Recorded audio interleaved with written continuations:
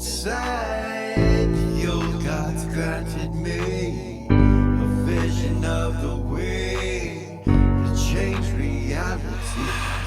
In the shadows creeping, can't rest your weary head. No time for you to sleep now, or evil it will spread. So gather all your friends and listen to my tale. Adventure story shaping the magic and the veil. Dragons, devils, demons, and creatures that I fear, and heroes of the north. Just please don't be scared. The heroes are the monsters to the enemy. It all depends upon the way that you perceive. Original GM, we're here to set you free. Come join in the adventure. Who you wanna be? Who you wanna be? We are we are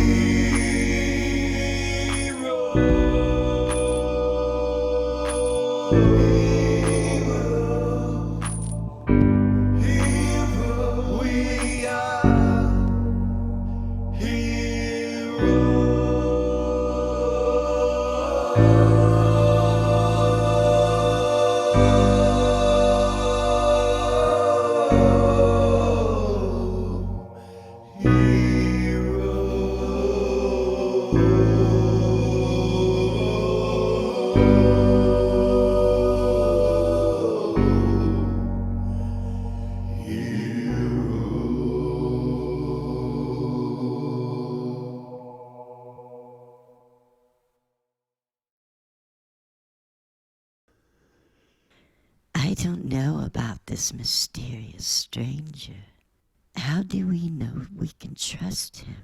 Regardless of his offer, we're already headed to the city of Warkeep. We were? Yes, I spent the majority of the last year in that city and in disguise. The city will not have changed much, which gives us the upper hand, and I know right where that orb is. I can help with any Eastern culture issues while we are there. The samurai in that city are like gunslingers, constantly looking for a one-on-one fight. What's a gunslinger? I apologize. It's slang for a bygone era in a place called Boot Hill. Basically, they are attempting to gain fame from successful one-on-one duels. Yes, one-on-one duels are legal in the city of Warkeep. Does that mean if I hit a motherfucker with another motherfucker, I'll get in trouble? But if I just hit a motherfucker, I won't? Basically, yes. A bit more to it than that. There must be a challenge, an acceptance of that challenge, and a witness. Destroying public property is frowned upon as well. So magic missile is preferred over fireball? Either, as long as it only harms your victim and doesn't destroy property. Well, I don't trust this mysterious stranger. I will have my children take a look into finding as much intel as possible. You have children? With the birth pains of building this guild, I consider each one of my assassins my child. Okay, it just kind of had that Loth vibe for a moment.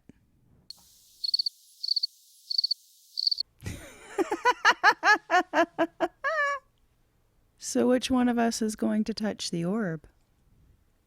I'm not fucking touching it. The orbs would take me over. It's made for any warrior profession that also possesses magic. Like paladins, anti-paladins, and rangers. Is it just sitting there, or does someone have it? Yes and no.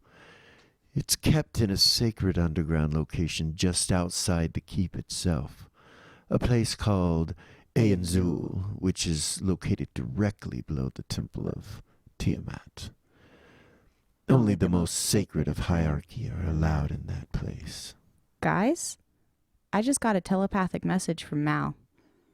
He said he and Tuffy's research uncovered that all the orbs are accessible by all the gods involved in their creation, but only when close to their centers of power.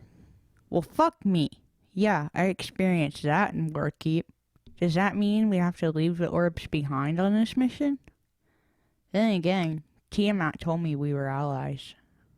The meaning of allies does not extend to every aspect of one's perception. As long as we don't use them for divination, it shouldn't matter, right? Wrong. If you use any power from the orb in Warkeep, she will know it, and our job is not to be seen, but to sneak in, steal the orb, and leave unseen. This city is not much different than, say, Monarch, save for the laws. But we still have to sneak in another way without using the gates. Never leave or enter the city through their main gates. Other gates inside the city are fine to pass through. I assume it's magical protections against enemies. Precisely. So where should we leave the orbs? Is it safe to leave them all in one place? I guess that depends on where you leave them. Transporting directly within the city can be dangerous and will draw attention. We will come down the northwest path called Darken Road. The place we are headed to is in an inn and a tavern called the Roost. It is the headquarters for the Phantoms, an underground resistance. Problem is, they don't remember me. So, we'll have to gain their trust. These disguises should work, but if we go out in daylight, we risk being recognized. So, we will need to do all this at night. Let's go get this orb. After breaking the curse of the mirrors, our heroes return home with mixed emotions. Recent events, a veiled reality of a mirrored Warkeep, were over. But now the real Warkeep and the Bitch of Pain appeared on the horizon still. Some of them were now beings of paradox, caught in a river of prophecy. On a side note, since Mal and Tuffy died within the Warkeep, they were able to live 15 days within the longer timeline. And when the spell was broken, they were in the nest, immune to the effects of time. So they retained 2 weeks of knowledge. But with the magical quest spells on both of them to see the return of the Elder Gods, they decided to go to the Temple of Nira and the library within to intensify their research on the orbs and the hidden ancient temples. Those temples were attached to each of the orbs. The orbs, like keys, unlocked the temples and continued the prophecy. Zira would order Havoc to deal with the orcs under her command, and she would also ask him to find the location of the orcish sisters of the House Sheeklak, those responsible for the death of her father and the turmoil and discourse within the orcish society. Myra would travel to Monarch with Gorgain and Hedda, with a royal order to free her sister Bella from the dungeons. Having returned to Lily's apartment, the party encountered the mysterious stranger. A being cloaked in secrecy. No one knew who he was. The party's last encounter with him involved a deck of many things, and Myra had drawn a card that made her the owner of a stronghold within the ethereal plane itself. a place to which she had yet looked for as issues and missions had come about. The stranger told the party that if they went to Warkeep and retrieved the orb, not for him, but to simply do it, he would allow each of them to draw from the deck of many things, one which he held that had no negative cards left in it. Having a year's worth of knowledge, Gordon knew where the orb was located. And by Gordon's request, Lord Brahm, the king's uncle, who had training and knowledge and knew Eastern customs, would be accompanying them. As our heroes sat in the den, there in Lily's apartment, Eris began to play the song that Mac had sent her, Out of Time. To her surprise, Gordon began to sing it. Much had changed in him, she thought. But this I like. Thank you, wonderful players, for bringing such delights to the table today. So, welcome back, episode 9. Pretty cool. Starting to have fun, get a little bit more relaxed. Everybody's still nervous, you know, but I'm sure we'll get over that. Just as a detect lie kind of thing going on for y'all. But so, yeah. I was gonna say something. So, I saw a meme. It's freaking hilarious. It was talking about if you want to get your players something for Christmas, you should get them a player's handbook so that they'll start using it. Christmas.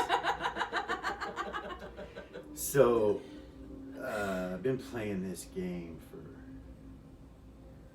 a long time, and 1979, I think, and I started gathering books, carrying them in milk crates everywhere I went. You know, all of us did, and we had a bunch of books, lost them through the years. It's just crazy chaos in life.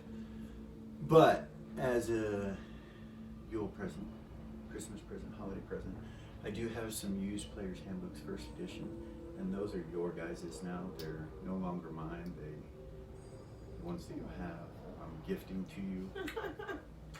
And take care of them because they're old, you know, they're old. So We'll keep that. now you guys have your own Player's Handbook finally. Nice. Use it. So let's get started. Let's go right into it. Thank Arkenforge again for their wonderful map making software. We'll continue to probably use them. They're pretty good. So let's start here. When last we left, you were sitting in the nest, and you have captured the Orb of Tiamat. Gordon currently has it.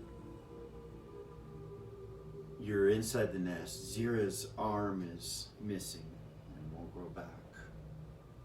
It grew back, but it grew back to a stub. It didn't actually grow her arm back. It seems to have, when you look at her, you would expect somebody to be upset about that, but with hopes that it could be brought back or whatever. But besides the fact of that, you guys can tell that she is weak. Like there's something happened to her. She's, needs to be checked out for sure. And so, as you're sitting there, Gordon will say, so here's my plan, just straightforward. Someone should get Zira immediately to the Temple of Larkin and Nira. But you should give me the orb first. She'll take it out and hand it to him. He opens the bag. Put it in there. It's in a cloth, right? Wrapped in a cloth. No. He stops and, he'll pull out a rag. Grab It's it. black and silk. Wrap it up. He Put it in there. puts it in there. And it's the Goldar one. He closes that I it gave him. and puts the bag back and pulls his cloak over, and he's like, I think it best that none of you hold the responsibility immediately of even knowing where this is going to happen. If you disagree with me, it's okay. I'll include you in on it. But I think the least of us, the better. He says that to all of us? Yeah. So what exactly are you thinking? How do you see this playing out? So, Bahamut will return in the form of an egg, and we will need a place to keep it. The Temple of Nir would allow the hatching, the creation, but not the hatching. You wouldn't want a god being born in your temple. So I can assure you that they'll say no to that. I have a place. I already have a plan of protection for this in place. Any of you that absolutely have to know and want to put yourselves in that kind of danger or possibility of having that knowledge, then by all means come with me.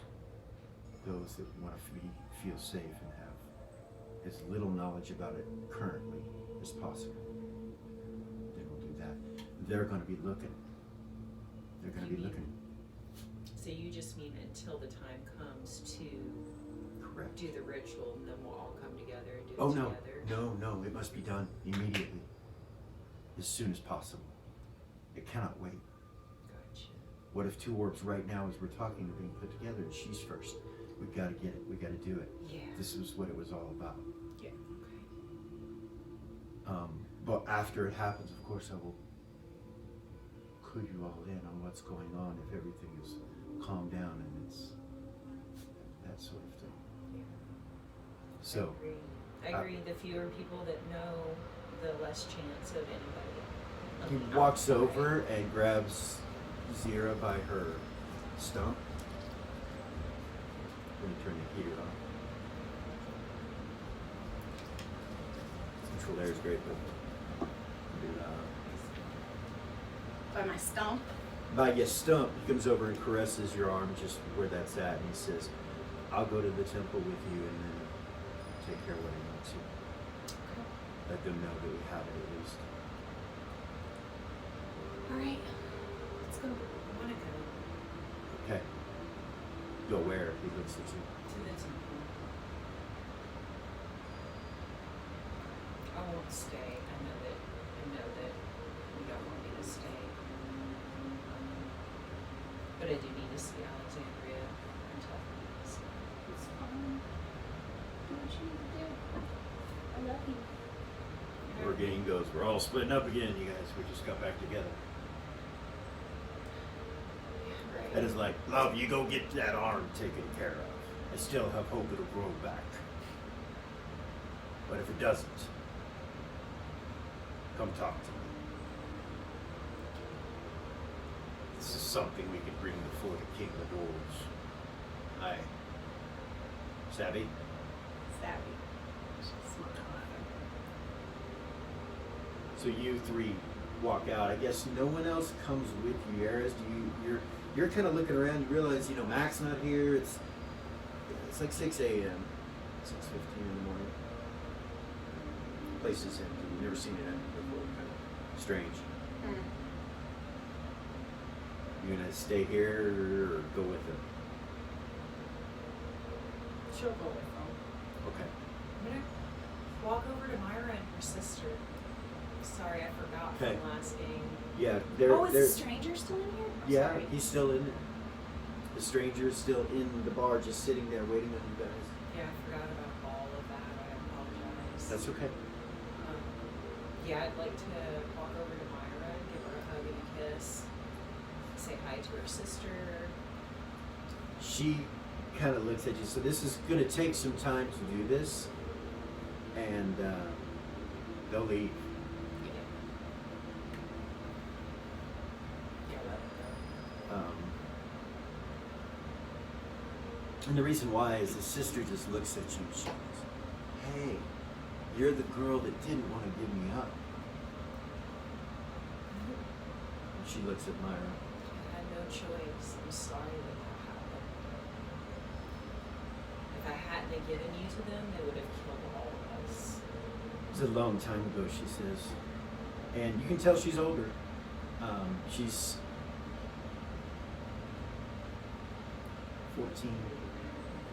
14 or so. And she looks well taken care of, like right now. She looks like she has the finest clothes. And Myra took care of her. yeah, Nice. She's dressed like a young boy.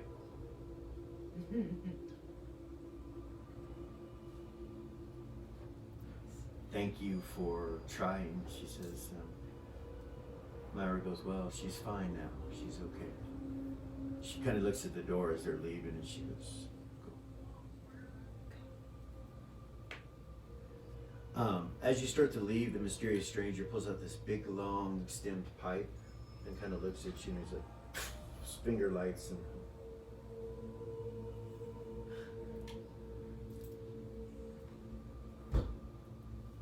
Zara's more important. So That's you what go Lily out? thinks. She's like, Okay. and she'll turn around and she'll say that, I'll be back. I have to go with her. He says, there's no time limit on when you draw the card. A promise is a promise. Thank you. Stalda goes, well, I'm still not drawing one.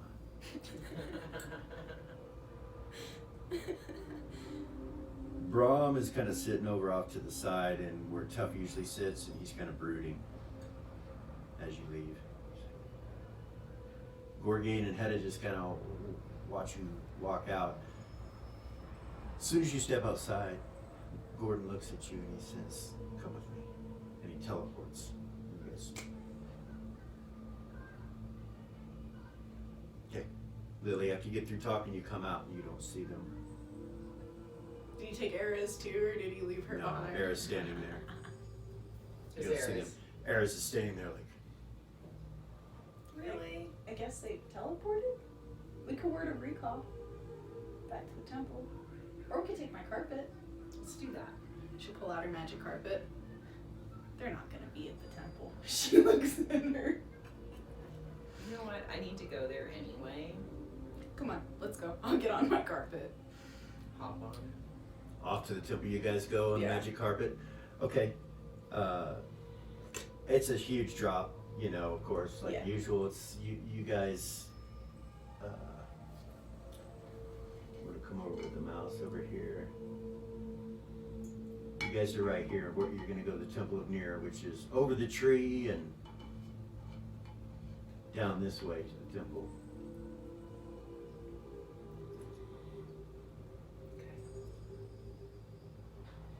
Drops down about 300 feet. There's a bunch of mist from the waterfall that's cascading down that you guys kind of go over and you can see it. It's always beautiful when you go over the top of that and fly down to the Temple of Nira. And as you come over the wall, you pass the tower where King James and Aeon would sit during the times of assault on the city. They would sit at the top of this tower, and it's different than all the other towers. No real entrance or exit that you can see, all solid walls. But you know, you can see from the inside out. And you head down to the Temple of Nira on the Avenue of Temples. And you land there. And go in, you go in, which side do you go in, Nira or Larkin? Eris can go in the Temple of Nira now, right? Yeah. That's what Lily will turn and say, can you go? I can't. Alexandria gave me a pass to come in here because my kids are here. Okay. Cool. We'll go in. All right. You go through the near side on the left, under the big, huge statue that's kneeling there. You go into the temple side of Nira. You walk in and there's no one in the foyer or the chapel. When you first walk in, there's a large chapel area with altars all around. No really centralized location of an altar. There's just altars all around. To your right, there is a hallway that goes into the Larkin side between the two temples. Their priests stay separate. So you go in and just kind of stand there for a minute, or I'll look down the hall, see if I can see them. Yeah, they're. I told you they're not going to be here. If they were coming here, he would have taken me too. It's I would guess they're probably going to go to bed together.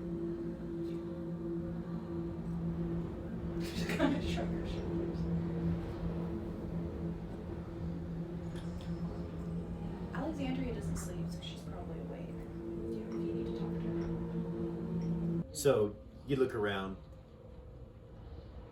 and then you hear Tuffy come running down the hallway towards you. Oh, my dear friend. He looks at you all, and then he looks at Zira, looks for Zira, and he's like, "Where's Zira? I hear she's hurt." Gordon took off with her. He grabbed her and he teleported, and we don't know where they went. They were supposed to be coming here. He just stands there and kind of looks up. So good to see you, my friend.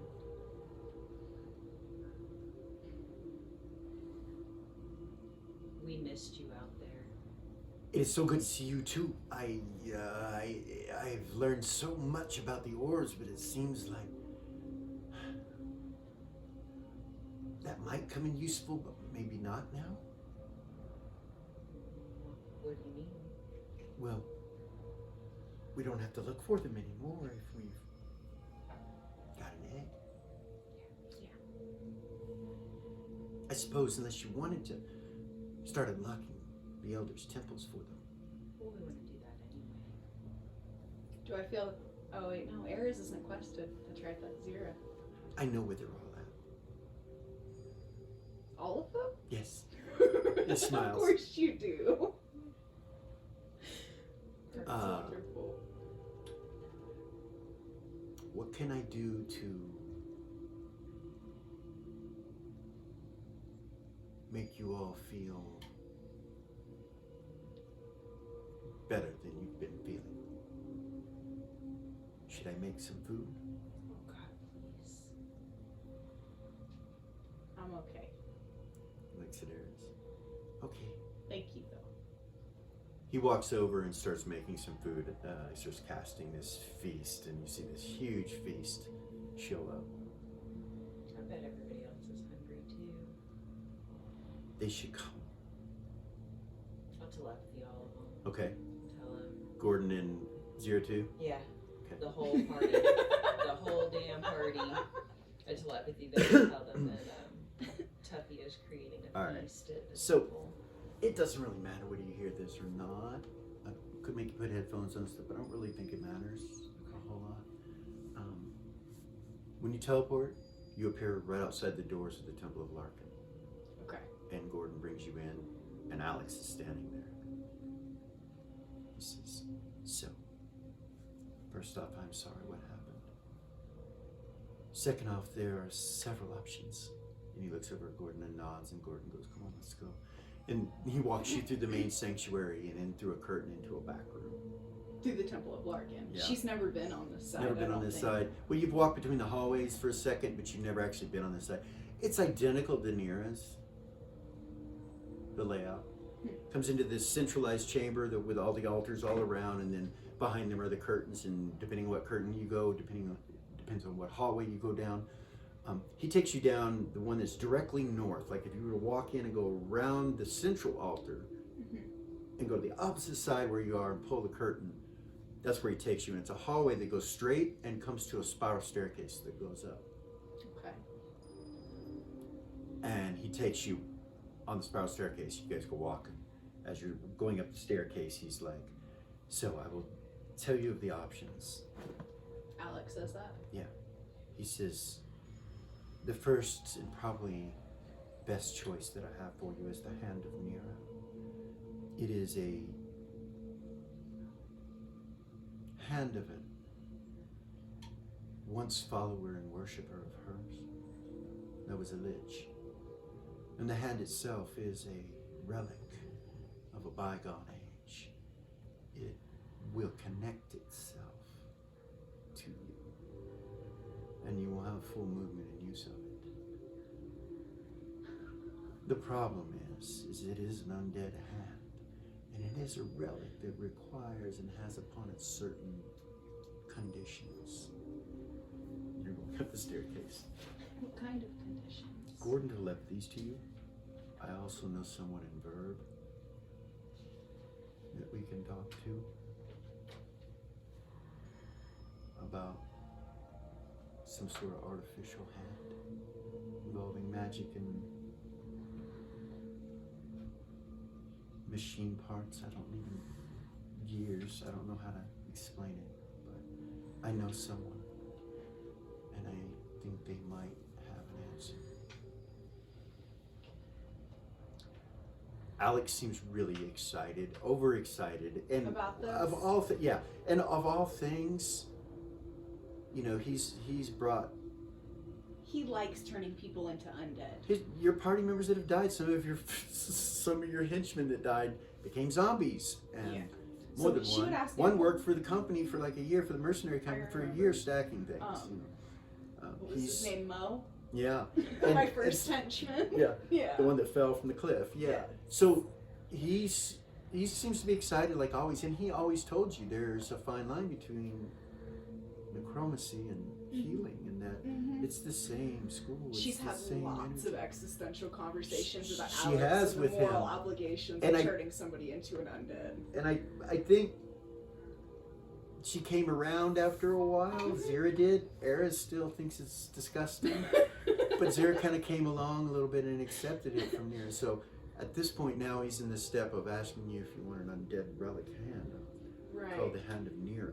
She would ask him, what are the conditions? What does that mean? We have scrolls that tell us of the details that are known, but everything about the hand is not known. It's history, and we can discuss it. You go way up, and eventually you come to a room, and all of the walls of this room are clear, and you can see out for miles. But they're not, from the outside, there's no glass or windows or anything. You know, it's just like that tower that James has. And you think you're at the shoulder of the statue. Oh my goodness. She's never been up in the top of the temple either. She's only ever gone down. And this whole top level of the shoulder is kind of oval shaped and comes to what looks like a central tower, probably goes up in the head, and you see double doors there. That's how large this room is. It's 65, 70 feet across, gigantic of a room. And in here are nothing but glass encased items, relics, weapons, books, clothing, ropes. As you look across this place, you realize this is like a museum of sorts. Of like Nira's relics. Or Larkin and Nira's relics. That's freaking amazing. What? He takes you a good 45 feet into the room and stops at this desk that you guys come to. And he kind of looks down at the desk, and then you see his hand kind of go magical, and you see a book open. And then it stops to a page, and he looks at it, and he's like, closes the book. Then he turns like towards the relics, and then he turns towards you, and he says, please don't move or make any adjustments towards touching anything in this room. He smiles at you. And he looks forward, and he says, servant. And you guys see this shadowy figure with glowing orange eyes. It looks like a shadow demon that has two black horns that spiral up. And the bottom are like hooved, like a cow's hooves. And it shows up, and he says, retrieve the hand of Nira for me. And you see it look at him, and its eyes kind of glow for a second, and then it turns and goes off into this, what looks like a museum. And then he turns back to you.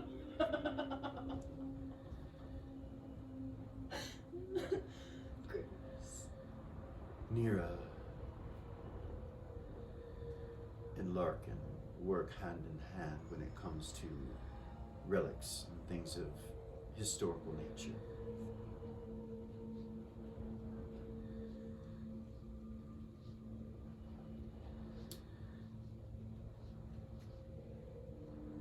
I'm not sure what to say, Zira, but we will see. He comes back with this huge glass canister with a hand in it. You see this hand. The bottom of the thing that he's carrying has a drawer in it, and he stops and sits it on the desk in front of Alex. Like, what kind of hand? Like. It looks like an undead. Fingernails are long and kind of jagged and broke and cracked. It's not rotting. It looks like a vampire hand, like it's smooth and kind of like that. But the fingernails look nasty, And as he sets it down, he kind of turns it to where the drawer is towards Alex before he steps back. And when he does, the hand goes and moves by itself. Alex looks at it, opens the drawer, and pulls out these scrolls. And he sets them down on the desk, and he says, "These are the things that we know." Man. She'll pick them up, start reading them. As you start to do so, the hand kind of goes towards you like that, and kind of its fingers kind of come towards you. That's so creepy. It's fucking sentient. Let's stop there. Back to you guys. I tried so hard. Yeah. So hard. Sorry. I'm sorry. Would you have rather me put something over you? Oh, no. Okay. I'm good. I'm good. All right. Lily's got opinions about touching shit. I do. She does. She's a little traumatized when it comes to Mira's artifacts. Yeah. So, I will not medicate. I promise. Right. I've actually never heard of this before, this relic. So I even as a player, I have no clue what it is. None. So that's kind of cool.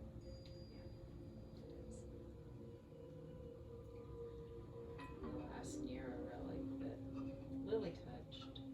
So, Turned you into a vampire. um, I remember. and it was of Nira. It was.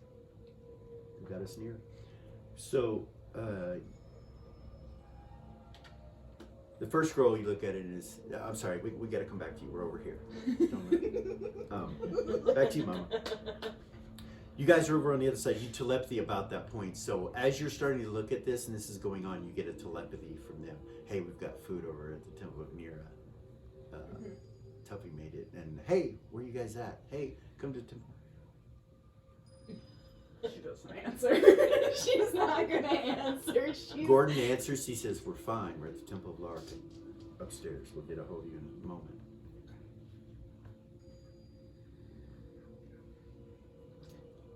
It says whatever it says because we're still over at you. So you're eating.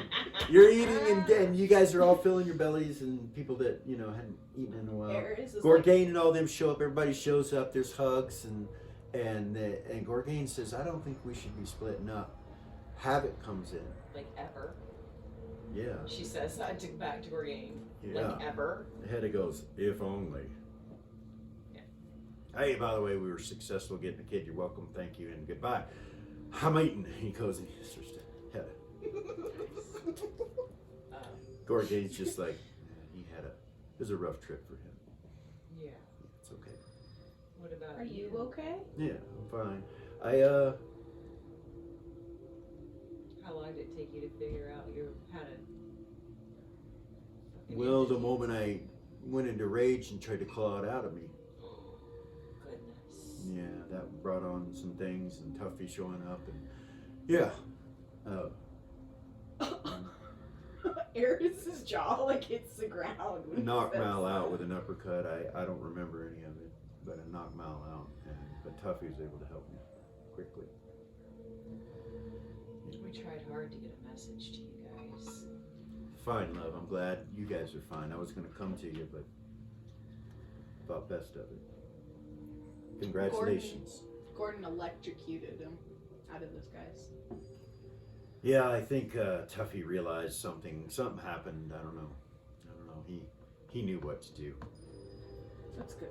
We did send a message to you guys. We did. Even though we couldn't get to you ourselves, but I didn't get any message. Taffy probably did. He nods. Tuffy's standing over there eating and talking and looking and listening to you guys. He goes, he's got a turkey leg and he's like, mm-hmm. Nice. Don't let me forget. Who delivered the message to you? Eris would say that and kind of perk up. This elf, cocky little son of a bitch. Clip? Yeah, I liked him though. I don't know why, but he was cocky. Like, you can't help yourself but like him, right? Yeah, he was wonderful. You know, wonderful kind of guy, but He's part of the mean. reason well, not mean, straightforward, business minded. he got us in. To Oh, he was there with Aeon you? Zuul, yeah, he got us in. Mm. He and this girl named Kat that we met there are the reason that we were able to actually get in. Yeah. When you say cat, he's taking a drink of something, and you say cat, he goes, and then he spits something out of the drink out of his mouth, and then stops and looks at you and he's like, What's wrong? Do you know her?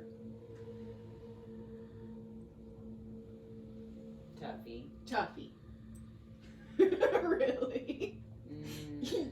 You know we're not gonna just let that go, right?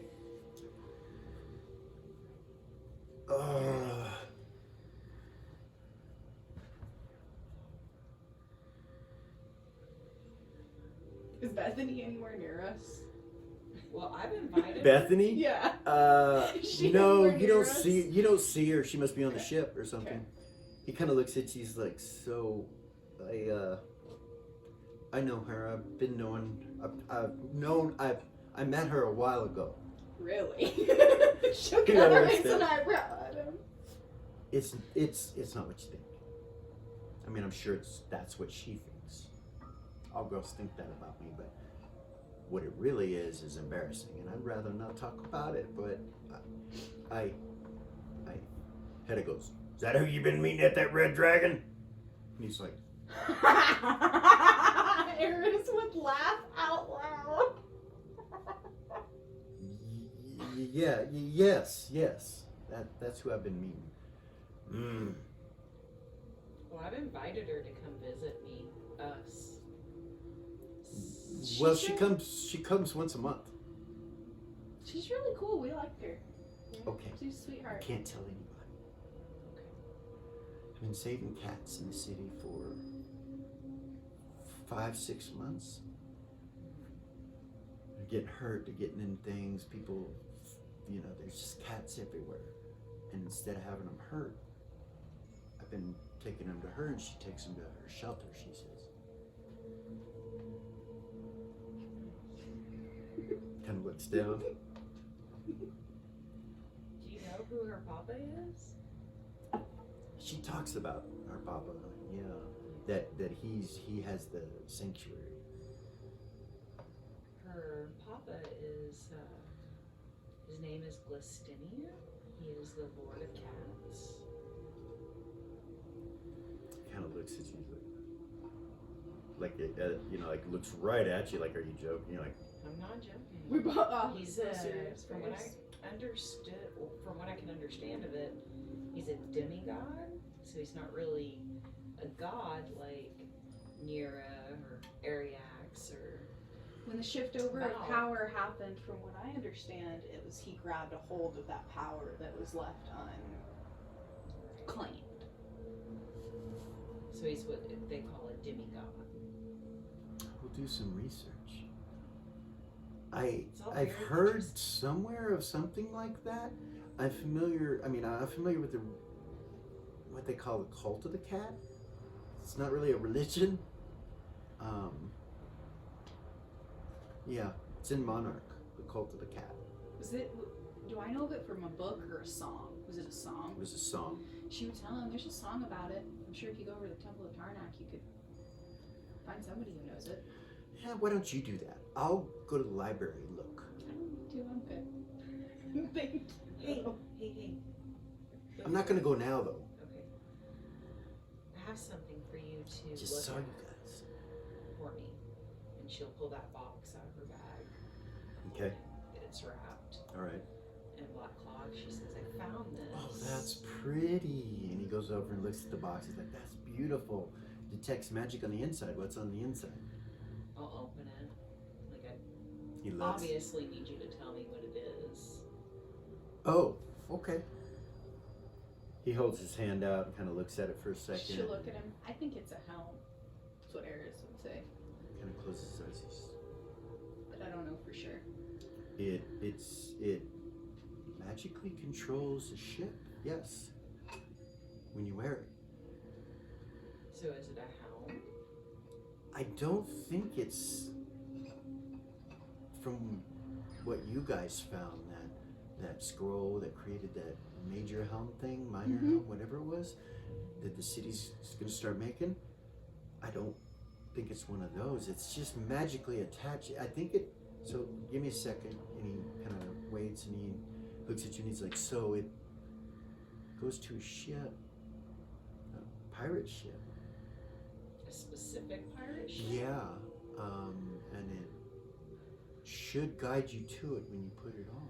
It should tell you where it is. But the ship is undetectable, even through divination. I can't detect it. Any curses or alignment changes on it?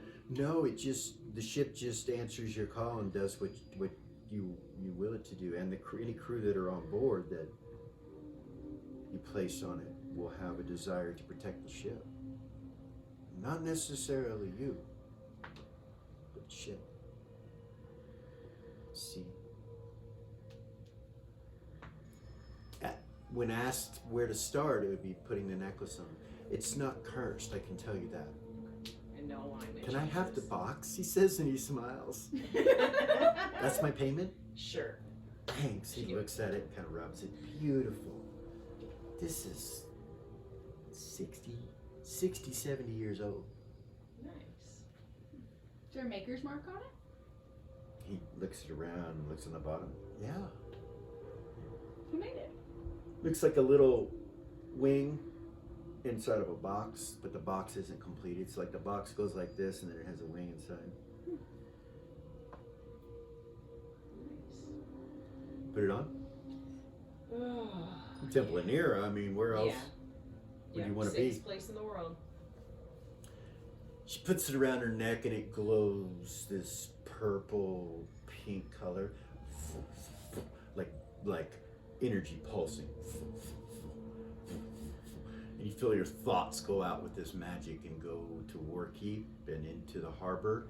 And right outside the harbor, shipwrecked, sitting in the water is the ship that this necklace connects to.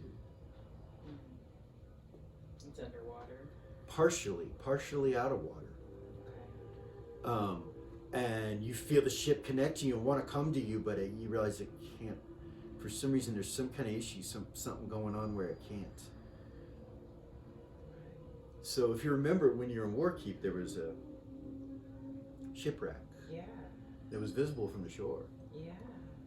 This is that ship Interesting. that this necklace is attached to. I'll say that out loud. As you guys are eating, okay? Back to Zira.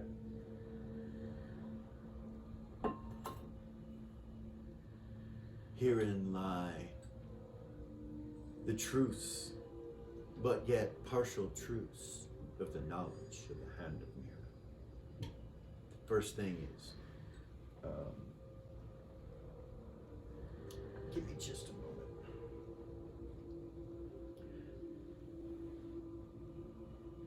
Nothing short of the intervention of the most powerful gods could undo attaching the hand of Mira. So, whatever happens It's there. is probably going to be there.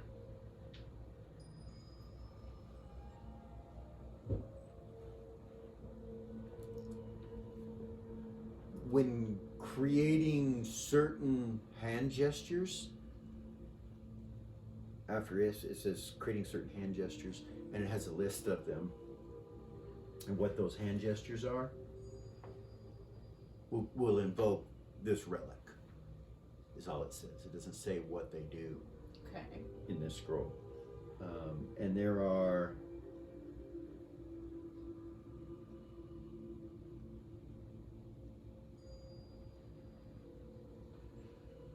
over 20 some powers that are in this hand. That's on this scroll. And you finish that scroll. Okay. I'll look at the next one. There's 3. The next one, I'll there's read all 3 three scrolls. of them. The next one says, be it night or day,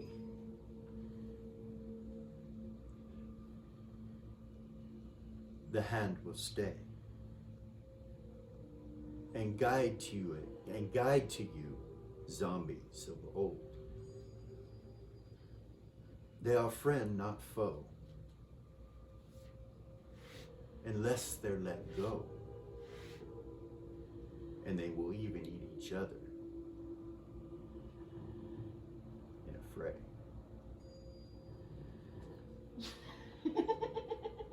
So it sounds like what to you?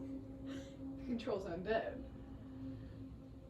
Possibly even draws it. The way that it was Yeah, it spoken, draws them with to your you. intelligence of 25, you would realize this draws undead to it. Like you could be walking and suddenly here comes a zombie just to follow you, just to go wherever you. So that may be one of the things that, Okay. obviously, it's one of the things. And then the last scroll is.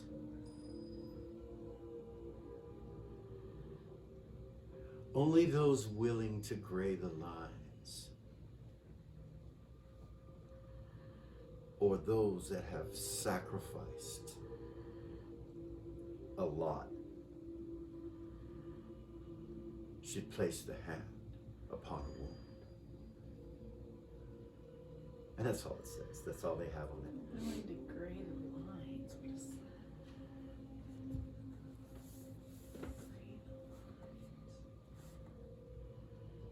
That being is still just kind of standing back a little bit over there. It's not really paying attention or anything. And Gordon's there and he looks at you. He's like, so, can I see him? Scrolls? Yeah. She'll look at Alex. He nods. He'll start reading them. You read those, Alex? You read those. Yes. What does that mean, gray the lines? Do you know? Any artistic interpretation?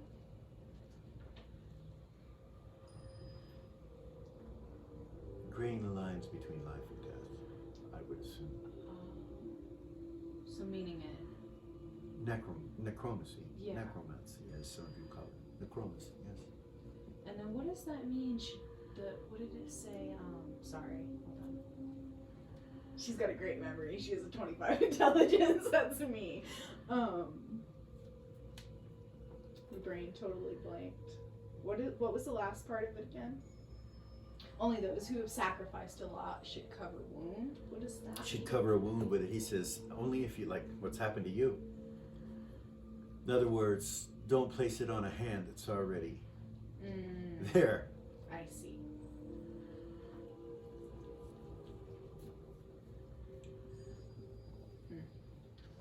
At that point, Alex looks at the glass, looks at you, and he says,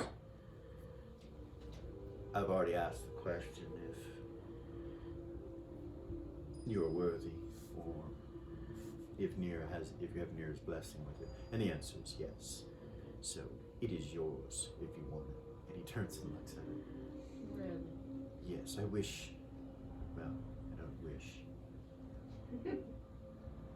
He smiles and looks at you and he goes, I learned from you not to wish.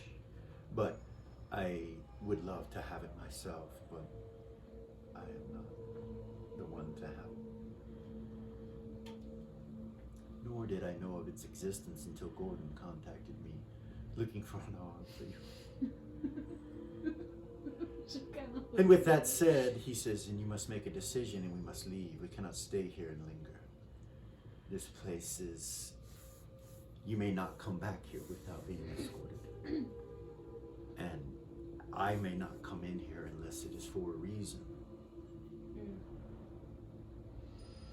And the temptation is very difficult. Yeah. I imagine so. I look at the hand again. It goes. Of course it does. Then you see it go. Oh goodness. So she'll look at Alex and she'll say, well, I guess if I have Nira's blessing, she would have told you if I wasn't supposed to do it, right?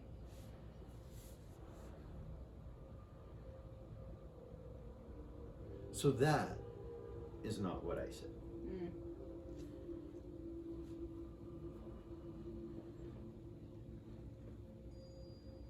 I cannot be responsible for anything that might happen to you, and that is the way that you worded that, or Nira herself.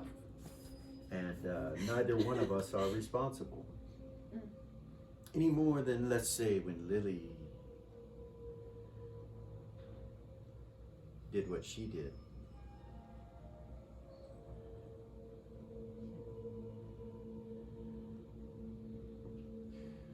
I do know that it will not change you into an undead, if that is what you're worried about. I was able to answer that. Okay. Well, I mean, it will. You'll be about a, what would that be, about a 20th, or a part of you will be. Okay. She'll look at him. Okay. The hand goes. Sentient. Then you see it kind of turn and look at the rest of the room and go. As he starts to take the thing off, he kind of looks at it. He takes the glass off, and when he pulls it off, magic comes off of it.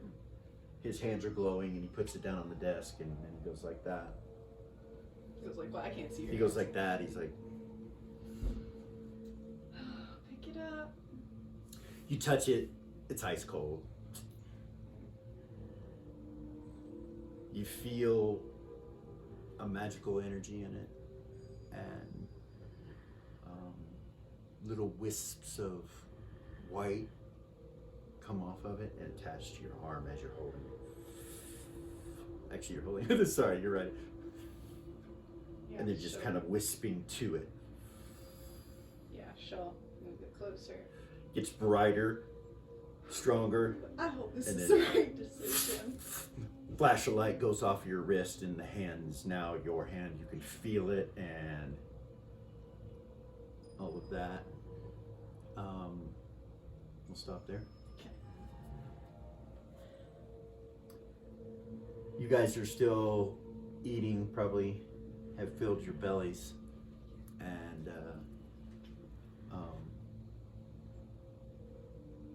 by the way, Zara, you were really tired. I know I said that, but once you put the hand on, you're not anymore. You're good. I'm not. No. So, or hungry. Really?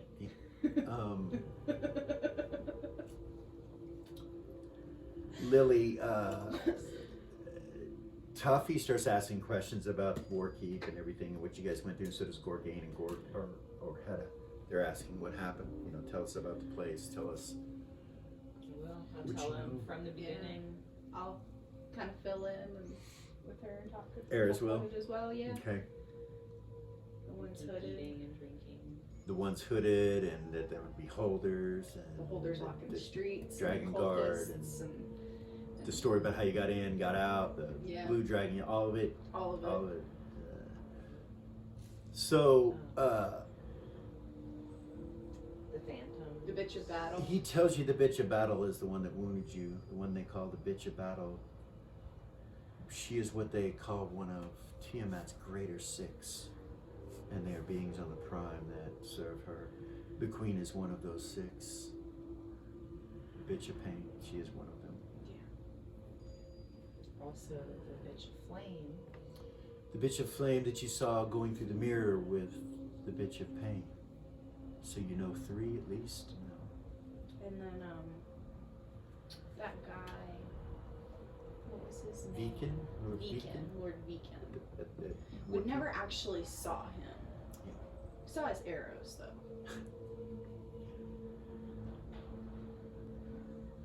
So there's four. He would tell you they're all part of the Greater Six. Then he would say the bitch of undeath is another one that they know about.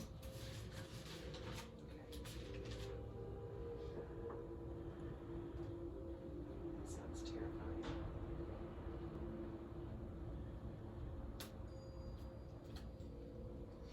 They don't know who the other one is, though. So you guys tell each other what happened and everything. He tells you about Myra and Hedda, how they argued the whole time. You had to step in between them, differences of opinion and that sort of thing. But we got the job done, and I'm glad you did too.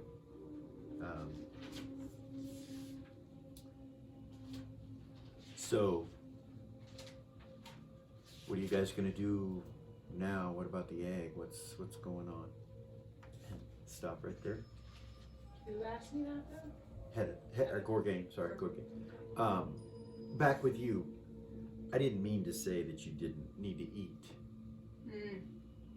As far as being tired, you're not tired anymore. But you are ravenously hungry when you put this hand on. Okay. Like you really are hungry. And you know you just got a message about food downstairs. So you're gonna want to go straight there and eat. Okay. As the hand starts to tingle, you can feel something going through your bloodstream almost. Kind of sends a chill up your spine and up your arm and shoulder and into your hair. And your hair feels tingly all over. Gordon stops and just kind of looks at you. Look at him. Your hair is white. What? You look at your dreads, I'll look down. pull them around, they're blinding white. Your whole head and any hair anywhere else is white.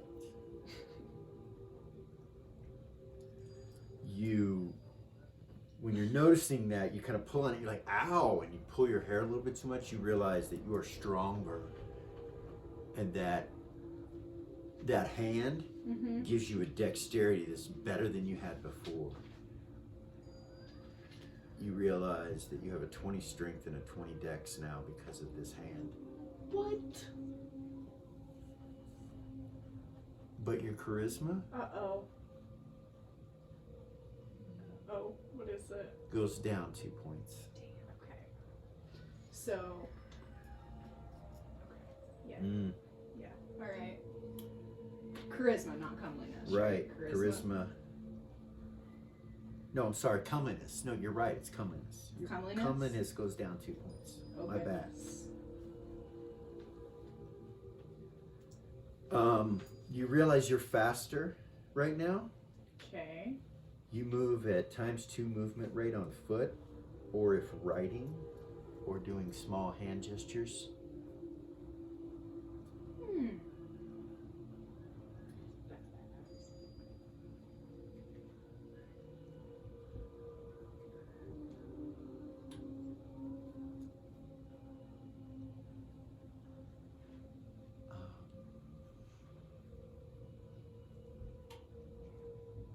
So you go downstairs.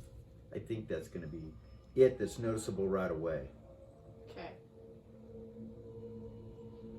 Oh, besides the ravenous hunger that you have.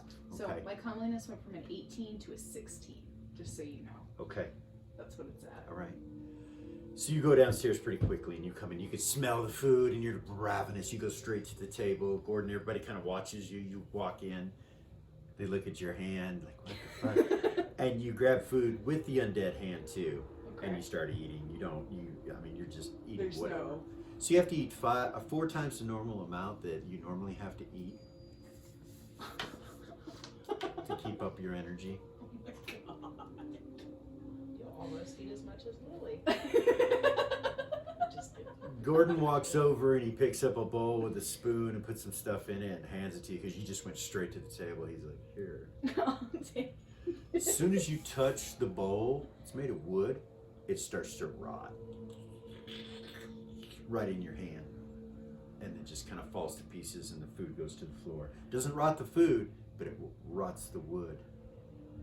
you now rot wood by touch with that hand. You're not sure about this hand. Grabbed it with your left hand. So if you hold your bow, if it's made of wood, it's going to rot it. Shit. Arrows, whatever, you know, just anything that's made of wood, you will rot if you touch it. Goodness, that's like her best weapon too. Oh, Time fuck. to get something going, you don't know. Yeah, she's got But, like and you know there are 10 different hand gestures that you can make that you knew from the scroll, but there might be more. You realize you regenerate 3 hit points around just from the hand, just because it's attached to you. You regenerate 3 hit points around. goodness, that's fucking badass. The hand speaks to you in your head. I knew it. I knew that was gonna happen. Uh-oh. So I don't want to seem creepy or anything. So let's just start by saying hello. Hello. I know that you will go through strange things with me that you're not used to. We are now one.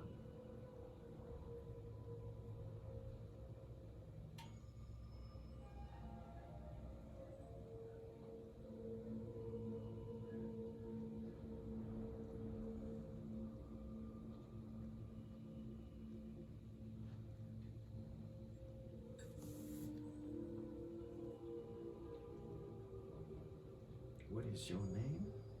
Zira.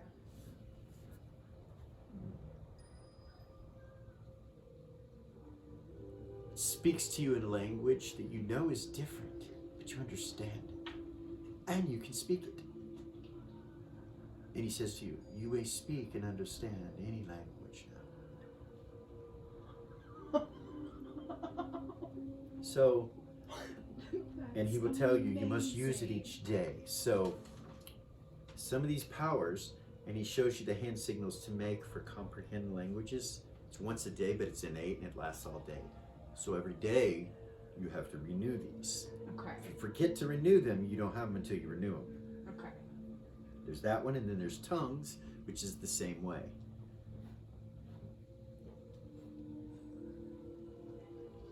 He tells you he can also give to you the ability to be immune to diseases of any sort.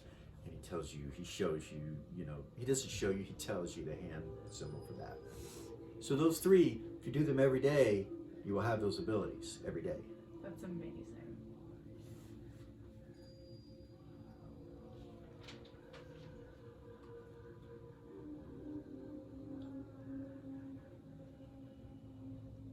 And he begins to go down the list for you. I'm not going to go into all this. The only thing I'm going to say, the last thing I'm going to say to you about it is that the hand, it draws undead to it within a mile radius until you collect 6. You're not sure what type of undead yet, but you know that the hand has a special power it's called zombie evolution. And it basically allows you to evolve the undead that come to you. You can only do this once a week. But if there are undead in the area, they will collect and gather to you. And that means if you're in the middle of a city, But there's undead anywhere. there's undead around, they're going to come wandering straight to you, and they will not stop until they get to you. Like if people chop them down, then they just die. You know, they don't fight. They'll just come straight to you. Once they're to you, you have complete control over them. And you can have up to 6 of them. They'll continue to come until there's 6. Once there's 6, they'll stop coming towards you. Okay. Okay? All right.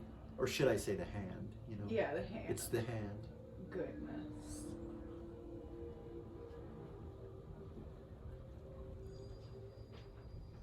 So you can read about that. You're chowing down. Everybody's in the same room now in the Temple of Mira.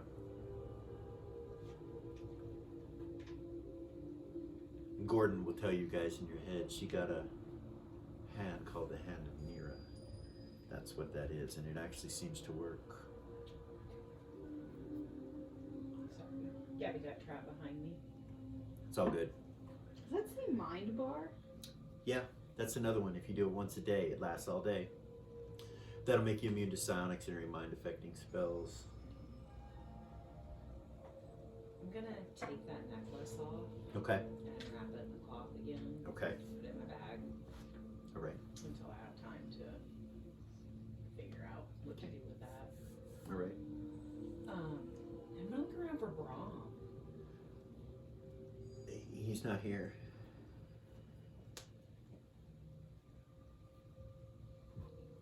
I'm gonna try to telepathy him. Hey, Brahm. Yes. What is it, dear? Are you okay? You didn't come to eat with us. Oh, I am fine. I had other duties to attend to.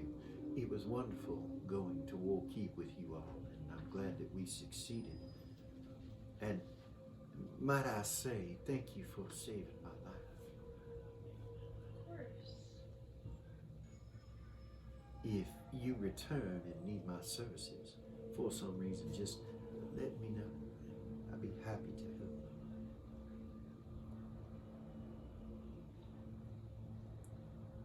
Okay. Do not take it as a personal offense that I did not come. I just have other responsibilities. I understand. I understand. Thank you. Thank you. Let me know how things go. Okay. Gordon turns and looks at Zira. She's still chowing down and eating. Kind of looks at you guys. He's like, I'm gonna go. Go take care of this. Eris would say by yourself. As I said before, that it's dangerous for anyone to know. But if one of you, or all of you, chooses to come, that is your decision.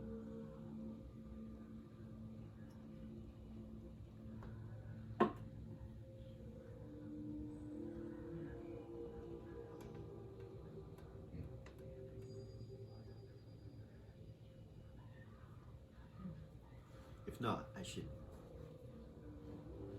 be going quickly. The longer we wait, it's not good.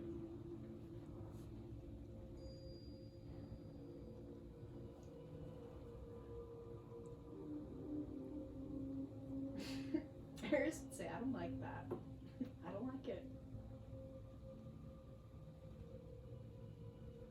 Every time we split the party, something bad happens. Okay.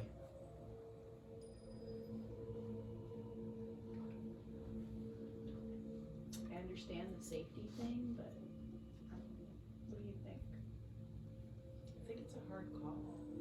Like, on the one hand, it's better if none of us know where it is.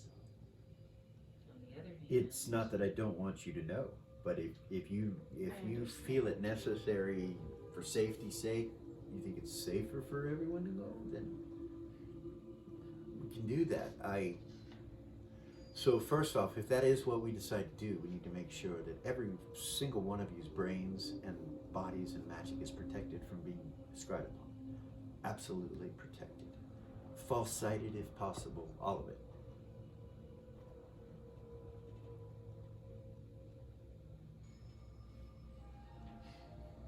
The longer we wait, the worse it is. So if you're going to do that, we should do it. We should get false-sighted and non-detected. Go ahead. It's gonna take forever. We already know that. it is.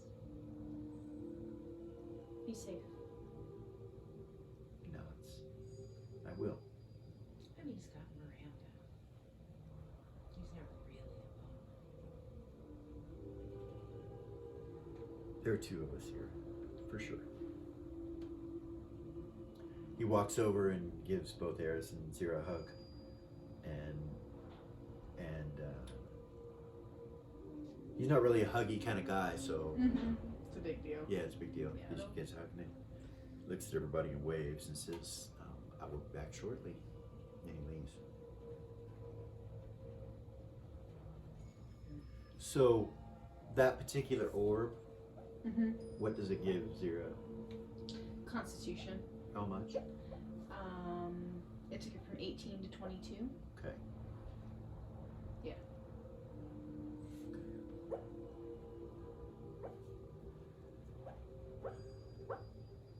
All right. What do you guys do?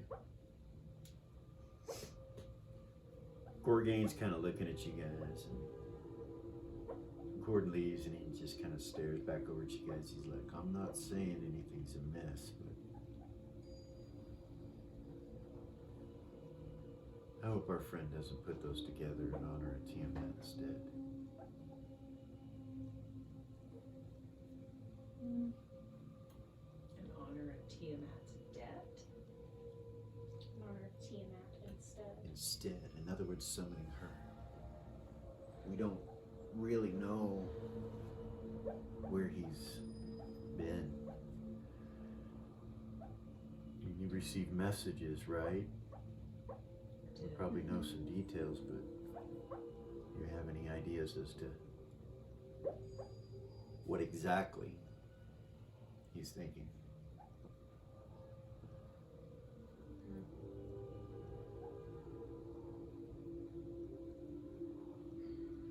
I do know that I learned while I was gone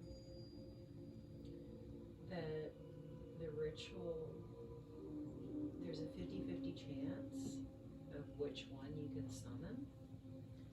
There are certain things you can do to greater the chances of it being Bahamut.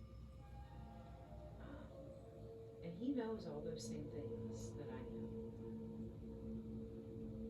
about it. I know that for him it's been a really long time, but we did all vow to Ariax Yes.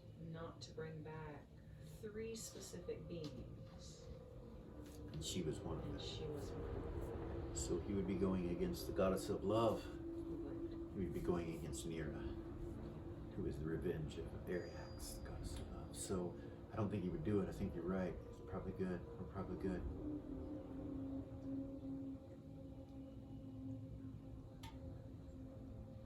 About that point, you get a telepathic message from Gordon. From the past, you've started to recognize the difference between them.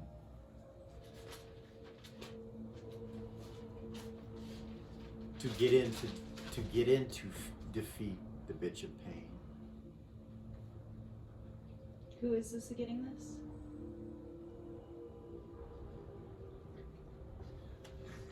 Zira and Eris. Okay. To get in to defeat the bitch of pain, a spirit is.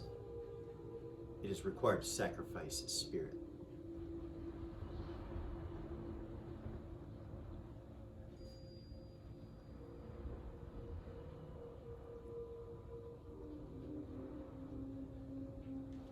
I've learned that to get in, Tiamat will require a spirit of one of my children.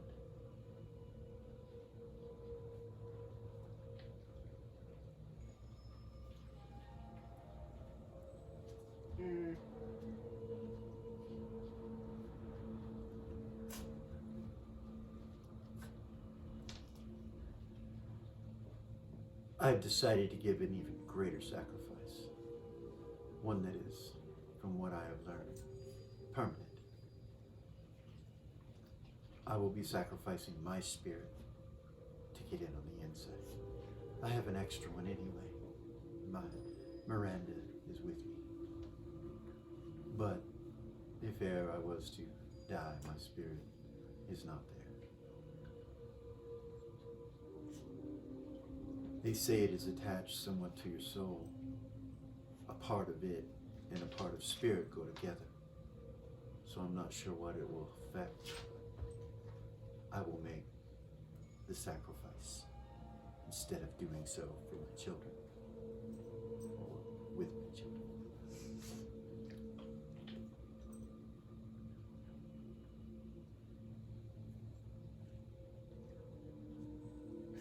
I wonder if you're still alive, either of you.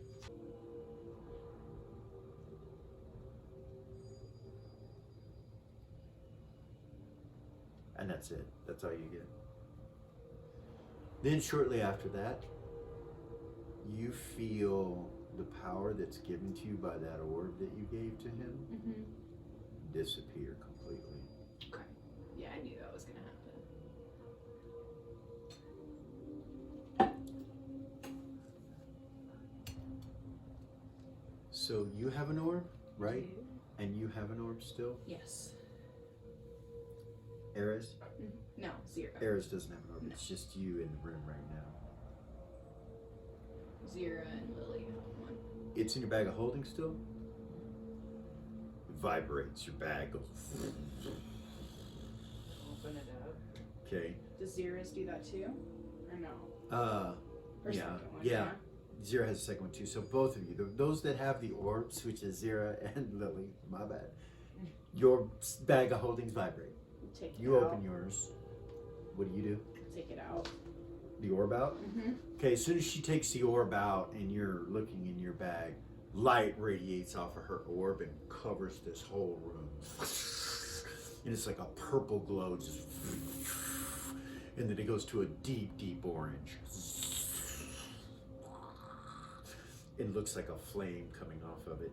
Do you pull yours out? Yeah. Same thing happens to yours, identical. And you're both sitting there holding onto what look like flames. And it's that deep, Nira colored flame. I try to connect with Caven? Cabin? Caven? The copper dragon that I had connected with? Okay. Feel nothing. No copper dragon. You're like,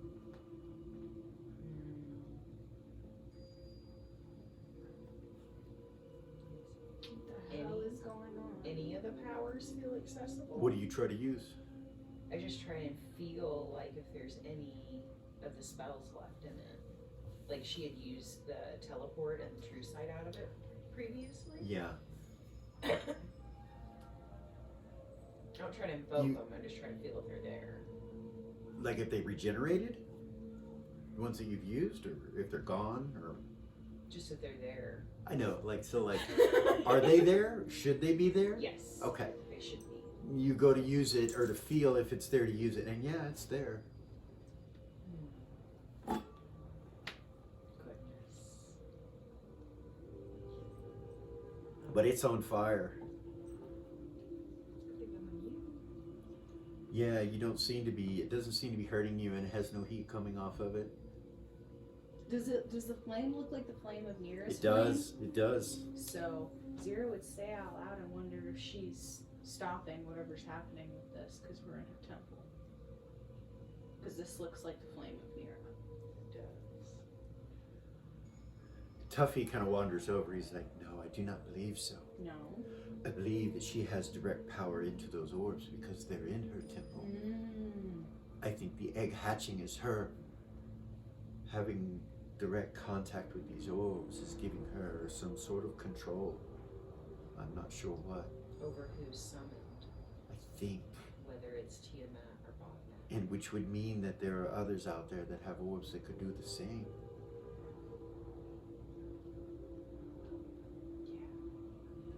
Yeah. You get a message from Gordon. It is done.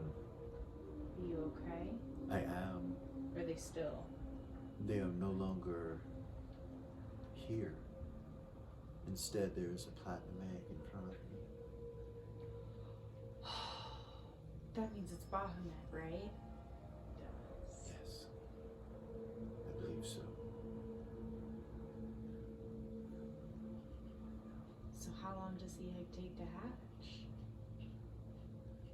I do not know. But I'm not sure I would want to be here when it did.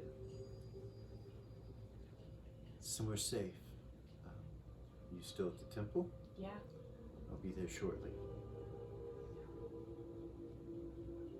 You guys just stand there. Flames Yeah, are she's just flickering looking off at of it them. like.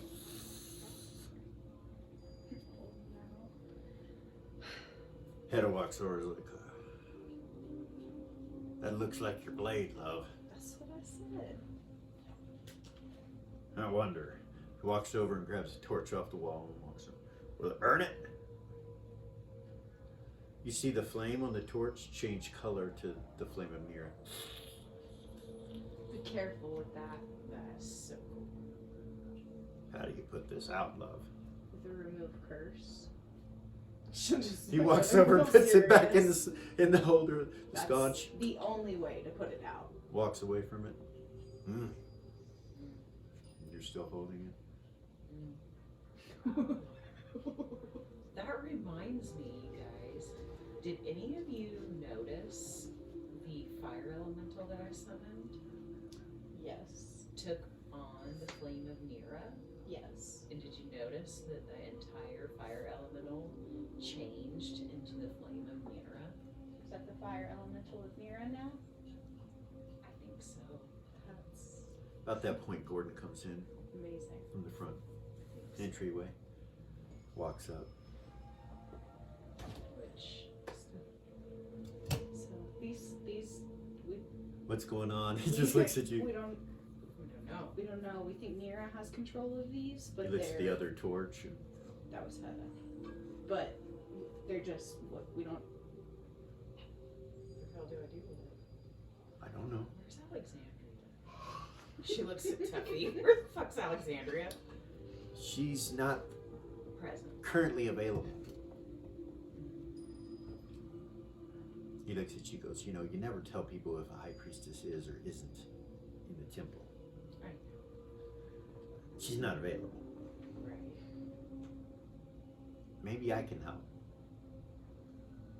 He walks over and he casts a spell. You recognize remove curse, and he casts it onto your orb that you're holding, and it goes out. Ah, smart. Smart. Ha. Yeah. Reaches inside of his bag, pulls out a scroll, puts it back in, pulls another one up. Starts casting the spell. You see the scroll burn.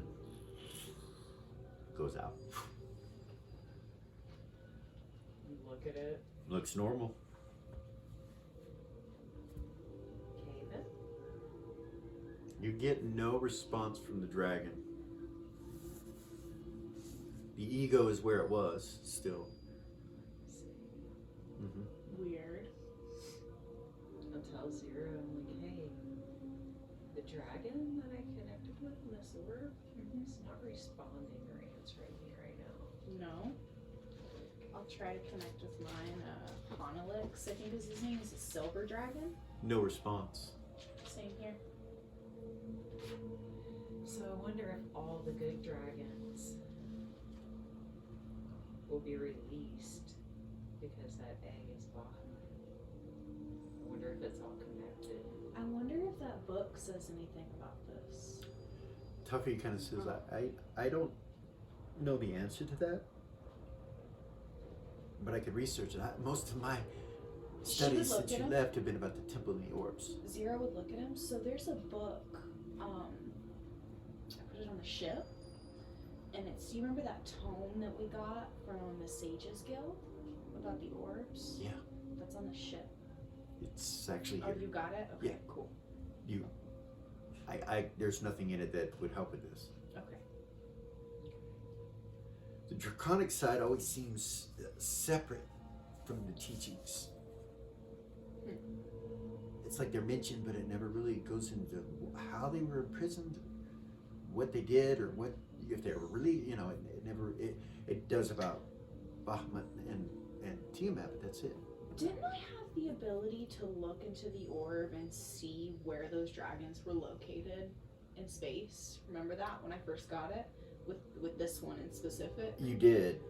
You connected to them and went to where they were in your mind's eye. Can I still look into it and see them? Okay, so who are you looking for? The one you just looked for? Mm-hmm. You don't see anything. Nothing? Nothing happens. Weird. I don't know. I haven't unlocked any evil dragons in this one, so I don't know, like, what you said I is. haven't either. It's been only good up to this point, so I have no clue.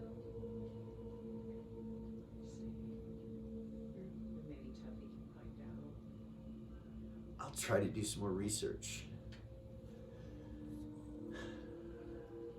Start by divination, but divinations are pretty much taken care of. I know. So I will tell you this, I know there are some libraries across the world that we could go to get some information and books. If you guys feel like taking me on a field trip to get some books, we could do that. Last time I took you to get books, I ended up spending over 1 million gold pieces. It was 23 million. Zero would say that. Goodness. Split between 3 of us, so. No, the Tuffy's like, 23 million was what we paid with it split. Tuffy's like, Oh, I see. well, you can't put a price on knowledge. You can. But I can't help but think that I mean, you speak several languages now because of it. it Zira, you're over there still eating. And as they say that, you're like, oh, bitches, I speak all the languages. All the languages. You're just kind of like, Mm. and you realize you're eating with the undead hand again. You like look down and you're like, what the fuck? Do you change? Yeah, Do you try to I'll change it? You're like, change. okay. Goodness. So I'm sure it's not. So, like, if I look at my arm, like, how does it, like, connect? Like, I'm just curious, is it just, like, smooth skin Yeah, where it it's changes smooth. color? It just changes color, yeah, and texture. That's it. You feel like the bone goes all the way through, and the muscle and everything. They just feel different from here to here. Weird. You can feel them. They just feel different. They feel tighter, Right. stronger, Strange. more dexterous. Yeah. It's freaking amazing. I'm gonna pull out a bag of books out of my bag of holding. Okay. And I'm gonna pull out. There's one in there that's called Draconic Family of 26. Okay. That smile. That was a mischievous smile. All right. And then there's also one called They Were the First Creatures. Okay. Goodness. See, books are good. And I tell Tuppy these two are specifically about draconic kind that I have not had time to read yet. So the information could possibly. He tells you he hasn't read it. You haven't read either of these? Well, I didn't check on the second one. Hold on. No, he hasn't read either one of them. Well, these are ones I picked specifically for myself. That last library shopping trip we did. Yes, I've learned that when others pick out books, sometimes those books are the best books. Yeah. I covet others' books. I don't really know why. I mean, I don't covet them to keep them. Do you just want to read them? I just want to read them. Yeah, read them all. I have several that you're probably going to want to read. I'll just want the back. Okay, but we should stay focused. We should. Did you say the mind bar? I just invoke it once a day, Yeah. like the other. So I want to invoke the mind bar, the comprehend languages, and the immune to disease. You go like this. So which one down the list is the mind bar? Like what number on the Yeah. list? Oh God. 1, 2, 3, 4, 4. Hold on. Yeah, 4. It's the fourth one. So you go like this, like that, and the hand glows like a purple color, and then your head glows purple, just, and it's invoked and it goes away. She would laugh out You loud. guys hear Zira make this kind of maniacal kind of laugh, holding the hand up like this. She's like holding this undead hand. She's giggling. She put it And down. then she comes back, and you realize everybody's looking at you. You alright, boo boo? You good? I'm great. I'm great. You got 2 more. You're You're like, I'm just gonna do all 3 real quick, and then, yeah, no, no, there's something going on when you do it.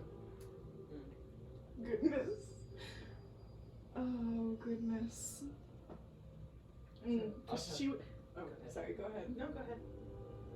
Yeah, She would look at Gordon after she cast that and be like, I'm pretty sure I'm immune to your psionics. He kind of turns and looks at you. He's like, what? Yeah, that's what that was. He looks at you and you feel nothing. He's like, shit. That's a mind bar, isn't it? Yeah. Wow. He walks over and gives you a hug. He telepathy's in your hand. Right on. Does that make you happy? Yeah, now I know psionics are not a problem. That's one of the things I couldn't, that I could protect you, but not really. It's difficult. Right. There are those of us that have that can protect us. I have mind bar, like I told you, but So I could know where it is and be okay. know where what is. Yes. Yes. I have to invoke it once a day. Have you invoked it? Yeah, I just did. He telepathies to you. Now, with telepathy and this mind bar up, you realize you can accept or act like you are not there with it. You can just disappear where they don't connect to you. It's up to you. Awesome. Yeah, I'll You let it go through. I will. You get an image of the cabin Of course. basement- That's where he took in the it. basement of the cabin Nice. Okay. up north. Nice. That's badass. That was smart. It was a smart You place didn't hear to that? put it. It was a smart place to put it. I'm Okay. sorry, go ahead. What you doing, Lily? Oh, the books. That was all. I was just gonna tell Tuffy you could. The only reason I brought these out is because I think it might help with what we're talking about. Right? Well, it'll So, take me an hour or two. These are pretty good size. I could probably read it in an hour and a half. okay. Walks over and starts eating a little food and gets some meat and pours it, opens up the book and starts to read. Comprehend languages? On what? No one's talking. Oh, I thought you said I could do it innately. Like. No, your comprehend language is innate. If anybody talks, you understand, no matter what they're saying. I got you. No matter what they're saying and what Okay. tongue they're saying it in, you Oh, understand it, okay. and you can speak it with tongues. Oh, okay. So, That's really cool. yeah, languages are no longer necessary for you with this hand, including alignment tongues. I mean, you're Bard anyway, right? Or no, this is No, Zira. she's This is Zira. not. She's not a Bard, so yeah, no, that's amazing. Yeah, That's amazing. yeah. That's fucking cool. Okay. Oh, yeah. So,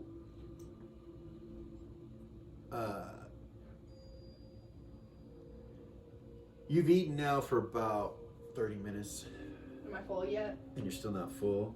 You realize you got to eat about the same amount of time. It's about an hour a day. I have to sit down and You eat. have to sit down and eat, She might just start or carrying. just eat Yeah. somehow. Yeah. She might just start carrying. Like beef So jerky. you're still eating, but you recognize, as you're listening and talking and things are going on, you realize whatever you're holding's back in that fucking left hand again, and you're chewing on it. You're like, what? You didn't even realize that you switched hands, but you did. Goodness, okay. Well, that just is what it is. Yeah. I need a glove, I think.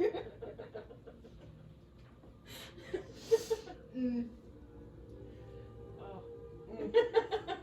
About that point, you hear from down the hall this moan. And you look in the hall and you see this juju zombie standing there and he's looking at you. Should get up. Walk over to it. When you get up and walk over and look down the hall, you see 5 or 6 others behind it coming down the hall very slowly. As she's walking over to it, she'll telepathy Alex Mhm. and be like, "The undead are coming to me. I'm going, but I don't want the ones I can't control to be loose in the temple. What do you mean they're coming to you? They're just coming to me. That's one of the things with the hand. Oh, yeah. They're coming Okay, to me. that's fine. I'm sure Alexandra will be okay with that. I'm okay with it. Okay. She'll walk over to him. So once you get 6 in the close proximity of you, like within Mhm. 5-10 feet of you, the others stop and then turn back around and go back the way they came. And the 6 are just standing around you, and it's 6 juju zombies, and they're looking at you. You guys see this.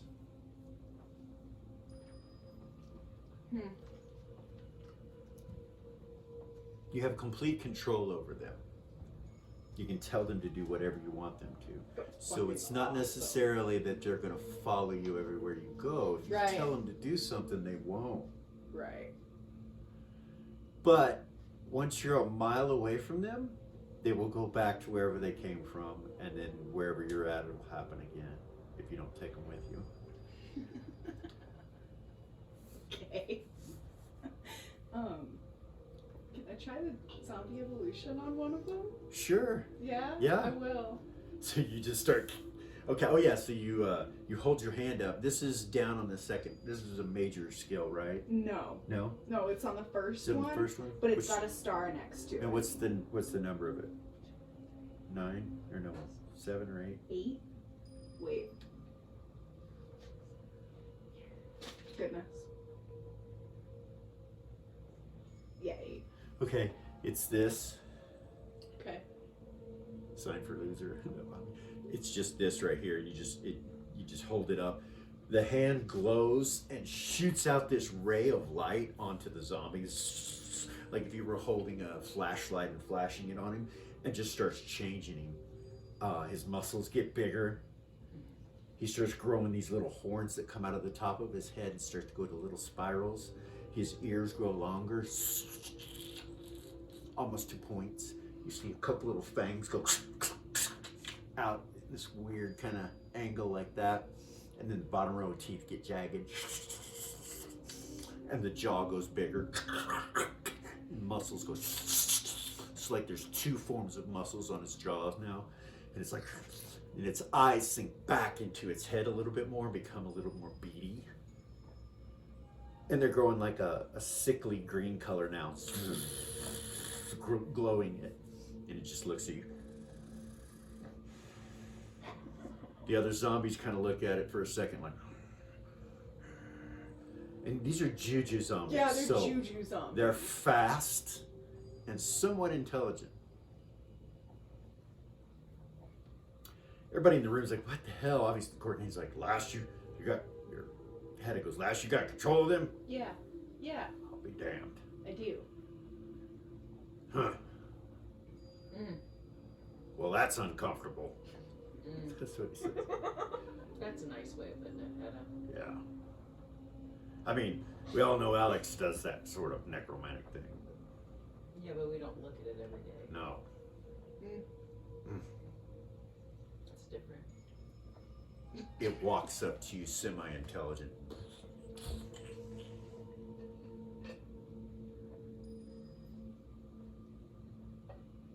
It just stares at me. Mhm. Goodness. And the others are like,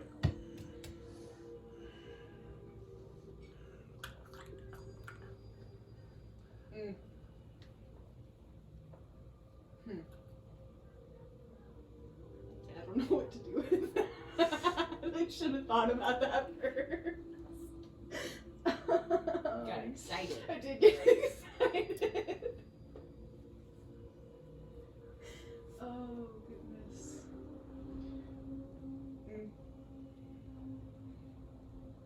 How many miles across is the city?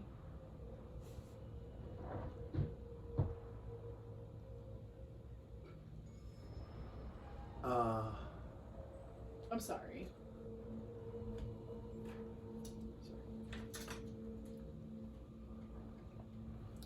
so as I recall, the city's a mile across, so it's sideways. I mean, long ways.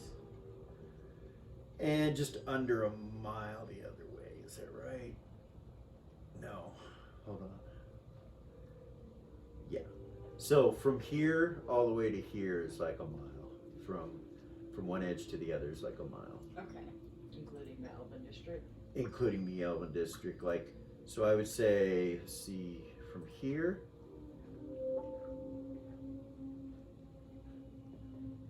It's gonna be hard to see, isn't it? It is. Now you can see it, far left over there.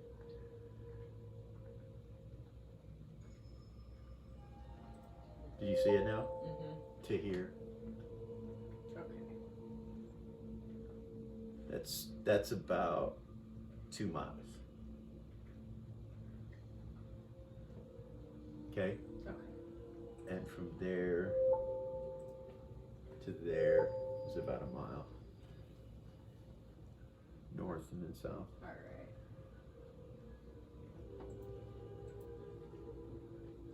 So basically, if I were to leave any of them at the Temple of Nira, I could go anywhere within the city and they wouldn't revert back. Yeah. She's gonna telepathy Alex. Okay. She's gonna be like, so, I think I created a new kind of zombie. Yeah? Yeah. I don't know if it's new, but I've never seen it before.